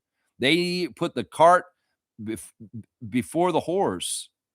And that's the problem, is like, let him earn it and get the real things that justify it. And it should be fair across the board. If there's a guy on another team and their team's successful, but it's not as marketable, but they're going above and beyond, they should be getting the hype before him. That's what I'm saying. This is Bronny James shit in some ways. Why is Bronny James in the NBA over some of these guys that aren't in the NBA that are better than Bronny James? Because he's Bron's son. That's why. Well, why is Cooper Flagg getting glazed so hard? Because Adam Silver's preordained. He is the great white hope golden boy. That's the problem I have with this. And the reason why I can say that this is a problem is because there is a track record in the last 15 years of Adam Silver being in charge of this league of doing this and failing and hurting the NBA product and its quality because he preordains guys too soon. And they make the league look bad. Ben Simmons, Ja Morant, Zion Williamson. This is my whole point about this right now. And my advice to Adam Silver is actually healthy advice to help him do a better job and make the marketing and the product of the NBA more respectable. Because they lie and they overhype guys and then they don't come through. And we see what Ben Simmons' career is. And everybody gets that image of the NBA being a bunch of lazy, overpaid guys that don't earn their money because of people like Ben Simmons getting thrown in the spotlight and saying, this guy's so good. This guy's so good. He's going to be the future and all this stuff. That's what I'm talking about, Bryce. That's what I'm talking about, where he errs with this. He needs to do it after they've earned it and not just give it to them. That's my whole point today. And it could very well be Cooper Flagg absolutely is generational, and he does deserve it all in the end, but he's getting it too soon already, is what I'm saying. He's getting it too soon. That's right. Nako's saying, I miss Jacoby's old hair, but he plays better with this hair. Exactly. And I'm going to give you a dunk too. I'm going to give Nako a dunk too. In some ways I've been feisty with you guys that are for Cooper. And in some ways it's just me trying to get my point across on the NBA in general. So I'm going to give Nako a point, dunk right here for his comment about Jacoby's hair being better this year because he's making more shots. And you are 12. You got that Colin Murray-Boyles 12 on the dunk charts right there. Yeah, Bryce is saying, and Cooper is clearly good enough. I don't know if he's clearly good enough. I saw Scotty tie him up and make him look dumb, guarding him.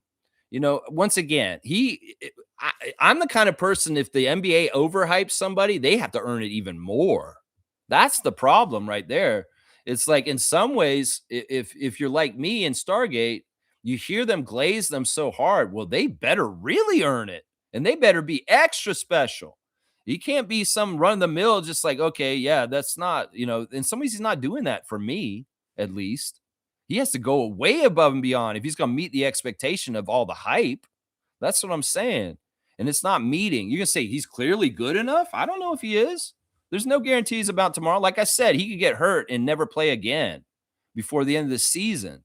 And that's just a sad story. Cooper Flagg was so amazing. He got 1 year and then he never played again. I'm not wishing that for him. There's no guarantees on anything. And that's why I tell people, stop giving people things before they earned it in the NBA. Stargate saying, you guys' definition of generational talent obviously differs from mine. Individual stats don't make it generational talent, but I digress. I'm not doing a chat room debate on this. I would say Bill Russell is a generational talent, and he had nothing to do with scoring. He had nothing to do with scoring. He had a lot to do with winning. And this is where Stargate and I come from. This is winning is generational talent. Michael Jordan, generational talent, won like crazy. I don't even necessarily say LeBron James is a generational talent, because in some ways, yeah, he won a lot and he's insanely good and he got all this and that, but it's not totally the same kind of generational talent that Michael Jordan or Bill Russell was. And it's about certain things as far as, yeah. Anyway, I in some ways, we're beating this dead horse to death. And in some ways, I don't even really want to talk about the subject of Cooper Flagg anymore, although it's important because we played him yesterday, I guess. Stargate saying, give Brandon a pass last night. He's sick. He has the flu. Yeah, I'm not mad at him. And I like that he diverted his energy to be helpful to the team, even though he didn't make his shots. Bryce is saying, I'm just saying Cooper is a very complete player. At his age, he is rare. He's a rare talent, hence generational, not hard to understand. That's all hype, and that's not proven commodity on the court yet. That's what our point is, okay? And this is the thing. I get it. Young fans are getting marketed on potential. I'm not going by potential. I'm going by what they did. I'm going by what they earned. Going by what they have accomplished. And putting accomplishments and saying stuff about people before they done it, I'm not with that anymore. That's it right there. Superfan saying a winning Sunday can't be more happier. Yes, Mo went to the game yesterday and helped get the W with the vibes, and it was a fantastic day. And I'm glad you got to watch most of the 905 game before you had to head down to Scotiabank. So, yeah, I love you, Mo. What a fantastic Sunday, huh? A great International Women's Day, celebrating women like the superfan Monique Lawrence. That's right. That's right. Nako saying, if I had to project for Flagg, I think he can get to Cade Cunningham quality. I could be wrong. See, that's not what they're telling us, man. That's not what they're telling us. They say he's going to go way above and beyond Cade Cunningham. I did the same thing with Cade, too, just so y'all know. They hyped Cade so much as the number one pick in Scotty's draft. I didn't believe it until I saw more of it. But you know what? This year, and the way Cade has had Detroit at the top of the standings, I believe it now. This is actually fruiting of maturation of a good player in the league that I actually say, yeah, he's doing it now. His team was shit. They didn't win a lot. He was good. He was getting stats. Sometimes those stats on a bad team are empty. Let's just say this, guys. And, Cade's doing it at the top of the league now. And I can honestly say he's a fantastic first-round pick now. Not last year, not 2 years ago, not any of those times. This year, he's an all-star, and his team's at the top of the league. He earned it finally now. 4 or 5 years into his career, not right at the start. Just give it to Cade Cunningham as soon as he comes in. He earned it now. And this is the timeline of what I'm talking about, guys. Maybe I'll talk about Cooper Flagg like Cade Cunningham today in like 4 years from now. How about that? How about that, guys? How about that? Yeah, Superfan Mo saying, way to go, Star J. That's right. We love RJ Barrett. Monique saying, Randy saw my message and wrote me about your video. Awesome. Awesome. Well, I hope Randy watched it and found maybe a little bit of enjoyment from it, some entertainment. It's goofy. It's all done out of love, the Share the Love Club, Randy Urban. And you are very loved by Raptors fans.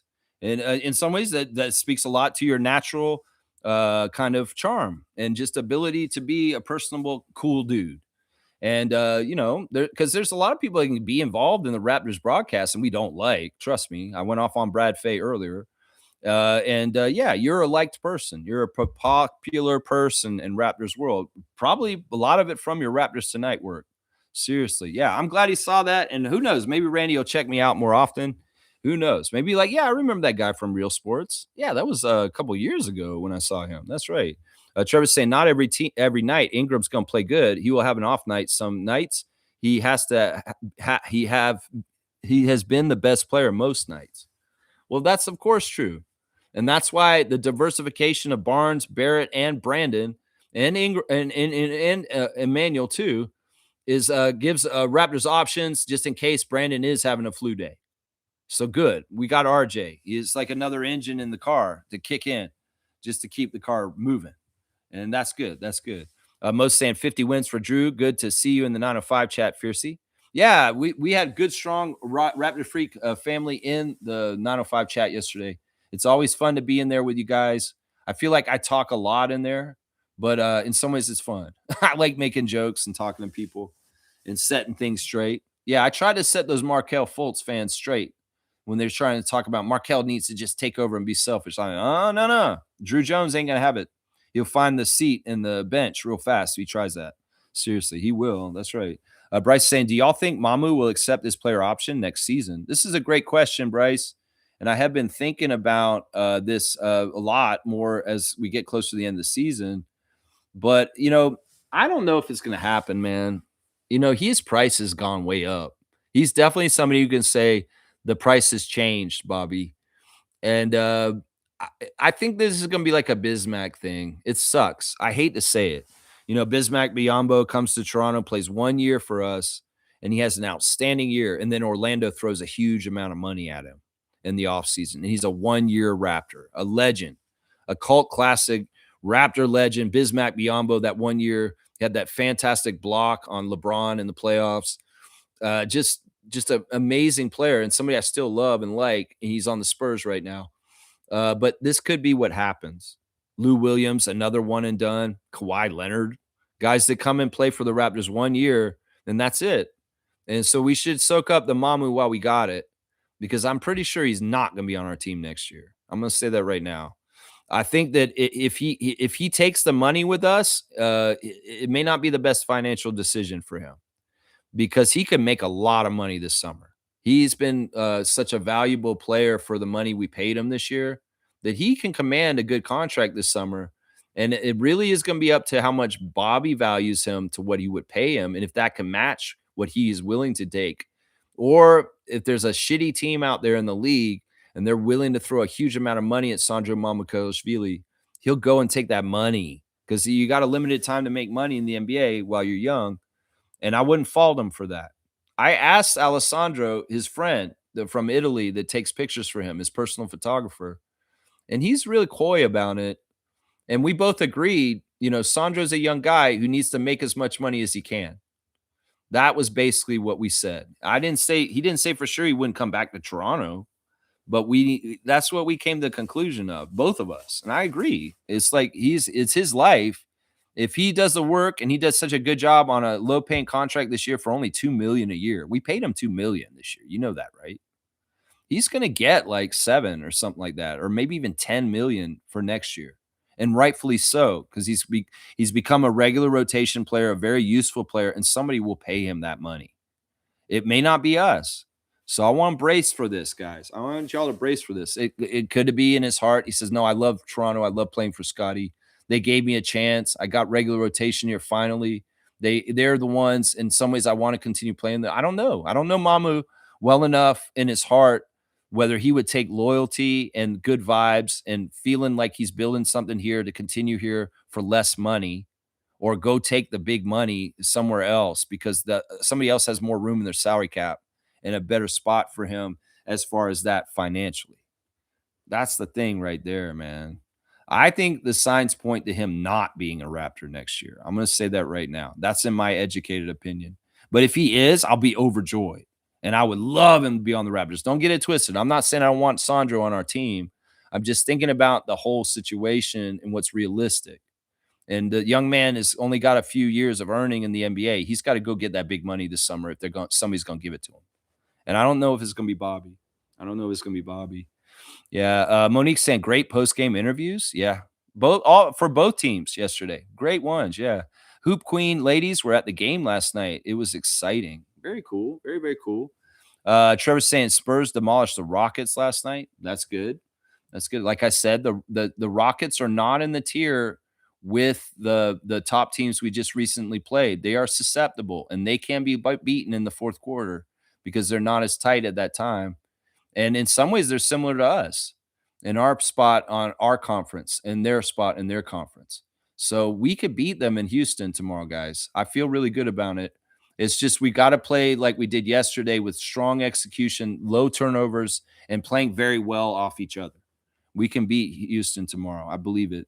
Kaloy saying, morning, Lex and everyone. I still can't get over calling Will Lou King Nephew. I've been smirking all weekend about it. Yeah, it came to me after he fell out after that one game where he absolutely crashed out on Hello and Welcome reaction. And I say, man, that's King Nephew energy. Yeah, you like that? Well, you're a part of it, man. You brought the nephew word to me, and it's caught on with me. I'm like, man, that's such a perfect word. I'm an uncle. I have a nephew, and I know about teaching nephews. It's like that's such a perfect word for like immature, casual takes on the Raptors that just aren't well informed because they just don't have the depth of knowledge or understanding of the NBA world. And in some ways, William Lou's overreaction to one of the Raptors' losses in the last couple weeks, I think it was the Thunder loss or the Spurs loss. It was crazy. It was like, dude, this is a really good team. Is a very immature reaction. And he apologized for it afterwards and said, oh, I don't even know why I did that. But yeah, that's King Nephew action. And you like that. It's got you smirking. Huh? I like that. Well, you were a co-creator with that. If this is a song, you'd get half the writing credit because you brought that word to me. I just put the king in front of it. That's right. W Stream, W Vibes. Thank you, Monique, for my cutoff. I appreciate you so much. Let's try and keep climbing. I'm totally with that. Smooth saying, on a side note, Lex, I watched Vince and Tracy's YouTube interview with Lamar Odom. It was a very hard watch. Odom was brutally honest about his addictions, brought a tear to my eye. Man, yeah, the dude really loved drugs. Really loved drugs. That's what he admitted. He said, man, I love being fucked up. I love being drunk. I love taking, that's what he was saying. In some ways, that sounds like he's not clean. If he's still romancing being fucked up all the time. And he's destroyed his life a couple times because of his alcoholism and his drug addictions. It is sad. I saw a blurb of that interview. I didn't see the whole thing, but I did see him going on and on about how much he loves to party. And in some ways, the way he's doing that makes me think he hasn't gotten help and he's not out of it yet because he's still very much all about that life. It sounds like because he's loving it. He's talking about, oh man, I can drink. I love drinking and all this stuff. Well, are you in rehab right now, Lamar? What are you doing with your life? Seriously. Stargate saying, so Nako is a newbie. Well, as a 40 plus year watching NBA, I wouldn't think that would have learned a thing or two in those 4 decades. That's longer than some of y'all been alive. Listen, I don't want to fault Nako, and I love Nako. Seriously, he's a very close friend of mine in real life. It's just, I knew when I met Gerald, he didn't know nothing about the NBA. We were comedy writing friends, and he really got into it partly because of me and partly because he just like got into the Raptors. And I commend him for that. He's a newer fan. I don't want to do this. I don't want to make people feel bad for this. And unfortunately, I feel like I might have. It's just that, there really is an accrued knowledge from watching the league for a long time, like Stargate and I have. Because we have context from different eras and different situations and different championships and different players. The classic card is an homage to the history of the NBA. And part of the reason why I do it is because I want to remember some of the old names that have been forgotten and never get brought up, like Paul Pressey and Tate George and guys that are unheralded or never, ever spoken of, hardly ever in NBA circles. Because this is the culture, this is the knowledge, this is the history, this is where we come from. And in some ways, players like Cooper Flagg, who said he's never watched Jason Kidd highlights of his own coach, that's disappointing. Because in the old days, Michael Jordan would say, I watched a lot of Bill Russell, Kareem Abdul-Jabbar, and Dr. J, and they informed me on how the legacy of this league is and how to carry it forward. And if these young players think they're all that in a bag of chips and they don't need to go and research Dirk Nowitzki or Jason Kidd, and you're on the Dallas Mavericks, well, you're a loser, Cooper Flagg, then. It's like, I never really watched Jason Kidd highlights. That's your coach, bro. You're so stupid that you wouldn't go watch your own coach's highlights to kind of see what he was like as a player so that you could try and be like maybe understanding his psychology about what he sees on the basketball court because you don't even know Jason Kidd as the player. That's a blind spot. And in some ways, that's stupidity. You need to do all the research in the world. See, Scotty's not like this. Scotty gets the history of the league. When he was a kid, his dad sat him in front of TV and he watched a bunch of old NBA games. And he understood things about Michael Jordan and Larry Bird and Magic Johnson more than some of his peers at his age group because he did go back and look at it. He told us on Twitch, he talked about when he used to watch old NBA tapes with his family and how he fell in love with the league. And in some ways, you could see it in Scotty's play by the way he plays, his mannerisms, and the way he moves on the court. There's old school in him. You can tell the guys who have paid attention to the history of the game because they fundamentally play right, like Jacoby Walter and Julian Reese. There's a reason why Julian Reese I was looking at him, I was like, man, this guy does it right because he plays like an old school player because he went and looked at the history of the league and he learned about it. Meanwhile, I'm hearing an interview this weekend that Cooper Flagg's never watched Jason Kidd play any of his games or any of his old tape. Well, that's your own damn stupid fault, Cooper Flagg. That's your blind spot. Maybe you should fucking go back and learn about the old NBA. Maybe these young players should go back and learn about the old NBA. Maybe they'd be better players because the old generations of the NBA, like Vince Carter and Michael Jordan, they looked at their predecessors and learned from them and went forward. This is the audacity of young people. They say, I don't need to learn anything from them. I'm my own thing. I'm the new generation. I'm the guy who does things. I'm LaMelo Ball. No, LaMelo Ball, you probably could learn from watching the old NBA and John Stockton on how to maybe play a little bit more reined in and more fundamentally correct. I'm just saying that drove me nuts when I heard Cooper Flagg say that. I've never watched Jason Kidd, the player. I am not familiar with him. Well, you're an idiot then. You're an idiot. He's your coach. I would be doing it just out of smarts. I'd be like, you know what? This is the guy who's in charge of me. He's trying to teach me. I want to know his psychology. I want to watch as much Jason Kidd as possible so that I can understand what his fingerprint as a player was in this league and what he was all about. Hell, if he watched some Jason Kidd, he might even actually steal some of his moves because there is some parallels of versatility between Jason Kidd's basketball game and the potential and the promise of Cooper Flagg, which has not fucking arrived yet, y'all. I'm just saying. In some ways, you got to know your history and go back. Nako, man, if you want to hit the books, I've got an NBA encyclopedia that has all the stats for the whole entire NBA. It's like a phone book. It's like this thick. It's got every player who ever played in the league. It's got all the years in the league detailed and talked about. People can go back and do the history lessons. I didn't just learn from the 80s on. I went back and looked at the 50s. I went back and looked at the 60s. I knew about the early 40s with Jumpin' Joel Folks and the first ever NBA championship that Philadelphia Warriors won. I know about Paul Arizin. I know about Zelmo Beatty. I know about John Havlicek and Bob Cousy and the dominance of the Celtics in the 60s decade. I know the history of the NBA beyond my years of being on this earth. I know about the 70s. And the cocaine problems and the fights and the issues that the league was having financially. People like Lenny Wilkins and Rick Barry and Wes Unseld and Willis Reed and Bill Walton. You can go back and do the history, youngsters, just like you research music. You learn about old music. Pink Floyd. Oh, that's good shit. I love Pink Floyd. Well, do you know about Elgin Baylor? Do you know about John? Do you know about Jerry West? Do you know about Wilt Chamberlain? That's what I want to ask. That's what I want to know. And if young players in the league know about the history of the NBA and they understand where we come from and the legacy of it, they're better and more informed to be a better player in this league. I honestly believe that. And it's your own damn fault if you're not going doing your research and learning that so that you can be better informed about what's happened in the past in the league, right? Right? That's what I'm saying, man. Kaloy saying Flagg is a good rookie for sure. He does things well, but not generational. Khan is also very good, but not generational. The word generational has been thrown around a lot. I agree with this. And I think that's the thing. Generational should mean there's only one guy per generation that's very good, and that's Victor. That's it. You can say one guy, Michael Jordan, One guy. Wilt Chamberlain. One guy. Shaquille O'Neal. I don't know. You can say these are generational guys. Maybe they come around every 10 years, but there's only one. There's not 5 of them. There's not 5 of them. And I think it's Victor for right now. I think the generational talent and generational player currently right now, and there's only one, is Victor Wembanyama. And it's just like Michael Jordan is a generational talent in his era. Maybe Kobe Bryant, you possibly can say that, but it's tough because there's Durant, there's James. It gets a little cloudy in that whole period of time. It's probably James.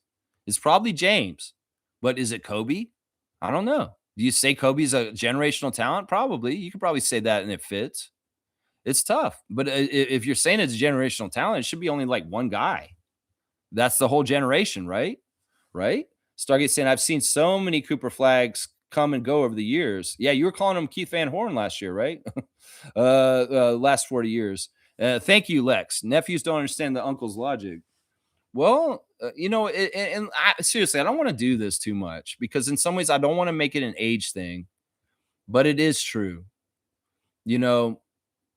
If we were watching Michael Jordan live when he was playing, we understand Michael Jordan, his impact in the league way better than somebody who's only seen LeBron James. And I get it why young people would say LeBron James is better than Michael Jordan because that's all you know. But did you live in the 90s? Were you aware in the 90s? Were you a person that was watching basketball in the 90s? You would understand just how great Michael Jordan was. That's just part of it. It's kind of like music. You like what your music was for your generation, and the old stuff just sounds old, and you don't really respect it completely. And that's the thing. Passage of time, people will forget about Bill Russell and what was important about him. Will they or will they not? The man has so many rings. They should never, ever forget about him. That's right. Kaloy saying, Dick Rising, glad to see it. That benching got him all serious and shit. He's got him reflecting and got him putting up more shots at OVO. That's for sure. We're at 3 hours. I should wrap it up. Let's see. I think the rest of the season, the team's success will depend on the production of the bench. If Shed, Jacoby, and Big Dick, oh my gosh, we're doing this way too much today, can generate consistently, we can stay top 5 and above. That's what I'm hoping. I'd like to be 4. I'd like to see Cleveland have a little falter before the end of the season's done and jump back into 4. If we can, we'll see. Most saying, I saw Will Lou and don't him stop winding Raptor Free Crew and Will predicted this win and shake his head. You saw Will Lou and don't stop him winding Raptor Free Crew. What? Don't stop him whining. Are you saying whining? I don't know. Either way, William Lou, if you don't want to be king nephew, then stop crashing out. That's my simple advice for you. Be more mature and be more measured in your reactions to the game. If you're doing it for clicks and just for entertainment purposes, okay, you go ahead and be a clown. But I would say stop crashing out if you don't like the moniker king nephew, because you're king nephew if you crash out. That's all I'm saying right there. That's the rules right there. Bryce saying, whoever said that the Mavs would be instant contenders are legit meat eaters. Now that's funny because that doesn't make any sense to me completely. I not once thought that. I'm just saying him as an individual player, he has potential to be the best. Well, we'll just have to see. I'm not going to give him that. There's a pecking order. There's so many other guys ahead of him. Anthony Edwards, Scotty Barnes.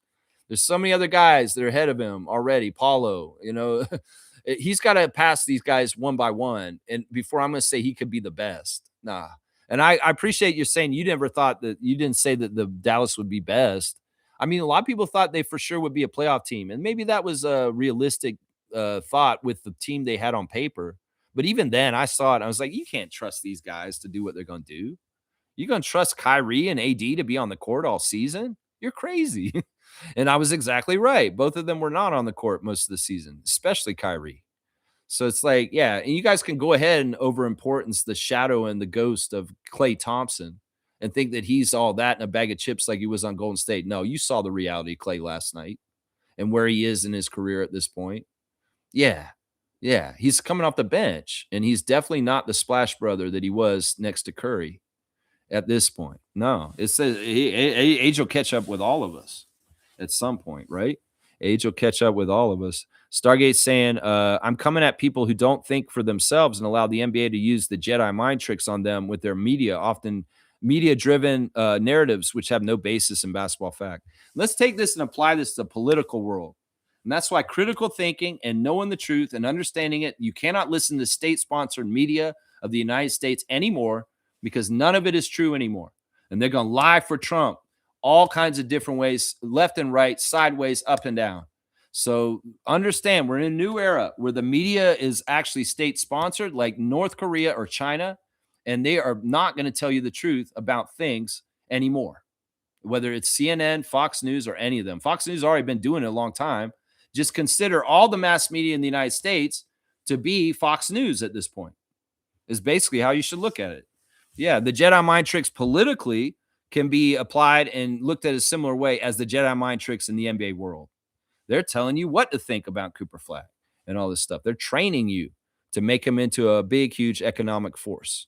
Kaloy saying, but I do think that peak Flag would be better than peak Luka, as this guy plays defense and looks like a two-way player. You know what? I'll get behind this for sure. I think Kaloy's right. I think that Cooper Flag is going to end up being a more complete player than Luka Doncic, and he will have a better chance to win championships than Luka also. I can agree with this. The defensive aspect of Flag is there. We saw him blocking shots last night, and there is a lot of promise there as a two-way player.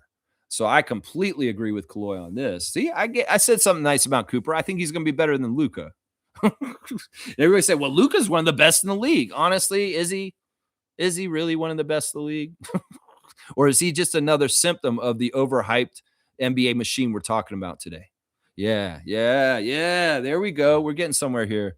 Bryce is saying there's only been one player to come in the league and actually instantly be a top player, and that is LeGoat James. And I see a bit of Braun and Cooper. To me, is a much less athletic Braun. That's not the only player that did this. It's just that, unfortunately, there's a lot of players that did this way before you were born, and that LeBron may be the only good example in your lifetime. No, there's other guys that came in the league and had an instant thing. And the guy who had the biggest impact of winning, absolutely, in the league's history, to me, is Tim Duncan. Because you got a Spurs team that was absolutely out of the playoffs. They won 20 games. They were out, and they got the number one pick. They got Tim Duncan, and instantly they were a playoff team the next year. And Tim Duncan, he had a bigger impact of winning in his rookie year towards the Spurs than LeBron did for the Cavs. That's absolutely facts right there. That's facts. Quasimodo saying Cooper Flag needs someone like LeBron and Kyrie. I don't know what he needs. I don't care what he needs. I'm not trying to cater to him. Bryce is saying, I'm with you guys. I understand what you mean about jumping the gun because there is a definite track history with the NBA doing this. I agree. It needs to be earned. I can't work and argue against that. And, listen, this is not a versus argument. This is us sussing it out to kind of come to conclusions together. And I appreciate that, Bryce. And like I said, you may very well be exactly right that he is a generational talent and he becomes the best player in the league down the road. It's just I don't want to give it to him until it's necessary. That's what it is. Everybody wants to give it to him ahead of time. And I appreciate this. I appreciate our conversation today. I think it's been very productive, honestly. Very, very productive. Raptors champ saying Luka and Cooper, same shit. Stay focused. Hang on. Daddy Gates, I might cut off some of your edit your comments because I don't want to just read a bunch of your comments right at the end and end the show. So if there's some in there you don't really need to say again, Stargate, go ahead and cut them out now because I want to finish up in the next 10 minutes. And I'm going to be done in a second. He's saying Luka, Cooper, same shit, stay focused. If I'm talking about generational, it's got to be a Raptors player. That's funny. I like that. We could make an argument that Vince Carter is a generational player, but he's not a winning generational player. He's a generational player for what he did with dunking and how he kept everybody on fire and did what he did like that. Yeah. Kaloy saying manifesting Mamu as a long-term rap. I like that. All right. I'll read what he left. Stargate saying, I have no problem with Nako and him loving basketball. I encourage it. However, when one comes at me not respecting the decades knowledge I've accrued from following this league for 40 plus years, that's different. I don't think Nako's trying to disrespect anybody personally or anything. I don't think he's doing that. I think he's just coming in with his takes, and we shouldn't take it as any kind of a personal attack. And maybe I've personally attacked him more than he's attacked anybody. And I feel bad. I don't want to do that. Nako's an extremely intelligent guy. And he's honestly, he's a brilliant person. He knows so much about music, man. There's just different areas of expertise and different levels. And, I can't fault him. I love his enthusiasm for the Raptors in basketball. and I want to encourage it and nurture it. I don't want to, in some ways, if I'm a dick today, Gerald, I apologize, is what I'll say. In some ways, I got to have more tact about like reacting to y'all's comments sometimes and not being a jerk. And I think partly because I'm friends with Gerald, I feel like I can get away with it more with him and he'd still be cool with me. But I shouldn't do it still. I apologize, Nako. I'm gonna give myself a strike for, in some ways, and Stargate. We don't need to be a tag team of uncles against the nephews. We don't need to do this. We can teach them and do this without like being mean to them. You know what I'm saying? In some ways, and I wouldn't say that they're coming at you that way. Let's see. Some of the younger folks should sometimes sit back, listen, and learn from some of us more experienced people and stop pushing back so much. I don't even think it's that. I think he put some comments out and I had a different take. And there's, that's where it gets cultivated. I understand very strongly your point of view and I'm with you as far as the whole overhyping of Cooper Flag, but we want to treat this fairly. It's not a bad thing to not have certain knowledge about certain things and be taught by more experienced folks. It's how the younger folks learn. That's how I learn. Yeah. And I can get behind that too. I think it's very interesting that who was it? I forget who it was. It was one of the rookies came into the rookie camp and they heard from Bobby Portis right away. Bobby Portis came to the people in rookie camp, rookie orientation. Bobby Portis of the Milwaukee Bucks. And he said, y'all, in this league, y'all have to wait your turn, is what he said. And, I think that there's been a movement in the younger generation in the NBA to think that they don't have to. And it's been echoed by the younger fans and saying, no, we don't need to listen to y'all. We don't need to listen to you. We can do whatever we want. No, the historic legacy of the NBA is there's a pecking order. And this is why in the past, when I've said things about seniority on the team and why people need to wait their turn, because the older players have been here longer and they have to get their chance to do things. And just because you're a hot shot and you come in the league as a rookie, you shouldn't just get the path laid out in front of other people who've been working hard and have been in the pecking order ahead of you. And that's the whole thing about respect in the NBA that some of the younger players don't get, is there is a pecking order of seniority. And we've heard at times from fans that are younger saying, no, we don't need to worry about that. Who cares? No, this has been code the whole entire history of the NBA. This has been the system of the NBA. There is a pecking order. And Bobby Portis told them at rookie orientation last year, y'all, you can't expect everything to just be handed to you. You got to wait your turn. And in some ways, there's a pecking order. I think it was Trace that said this. I think Trace said this in the Open Gym episode. He said we were at the rookie camp and Bobby Portis told us we got to wait our turn. And in some ways, that's informing Trace for what he's doing with the Raptors right now, as far as not playing or being in the rotation. He has to wait his turn. And that's the NBA. It's been the system they've always used since I've been watching it. And they did it from the very beginning right up until now. But for some reason, certain young players come in and they're so coddled through the prep schools and the way they talk to them since they were teenagers that they think everything's just easy and handed to them. And they don't have to get in line in the pecking order of waiting their turn in the NBA. And that energy was budding into the NBA in the last 5-6 years, heavy from the younger generation. I'm like, bro, this is not how this works. And in some ways, when we did dote on the younger players more and too soon than they were ready, the quality of the play in the NBA suffered for it.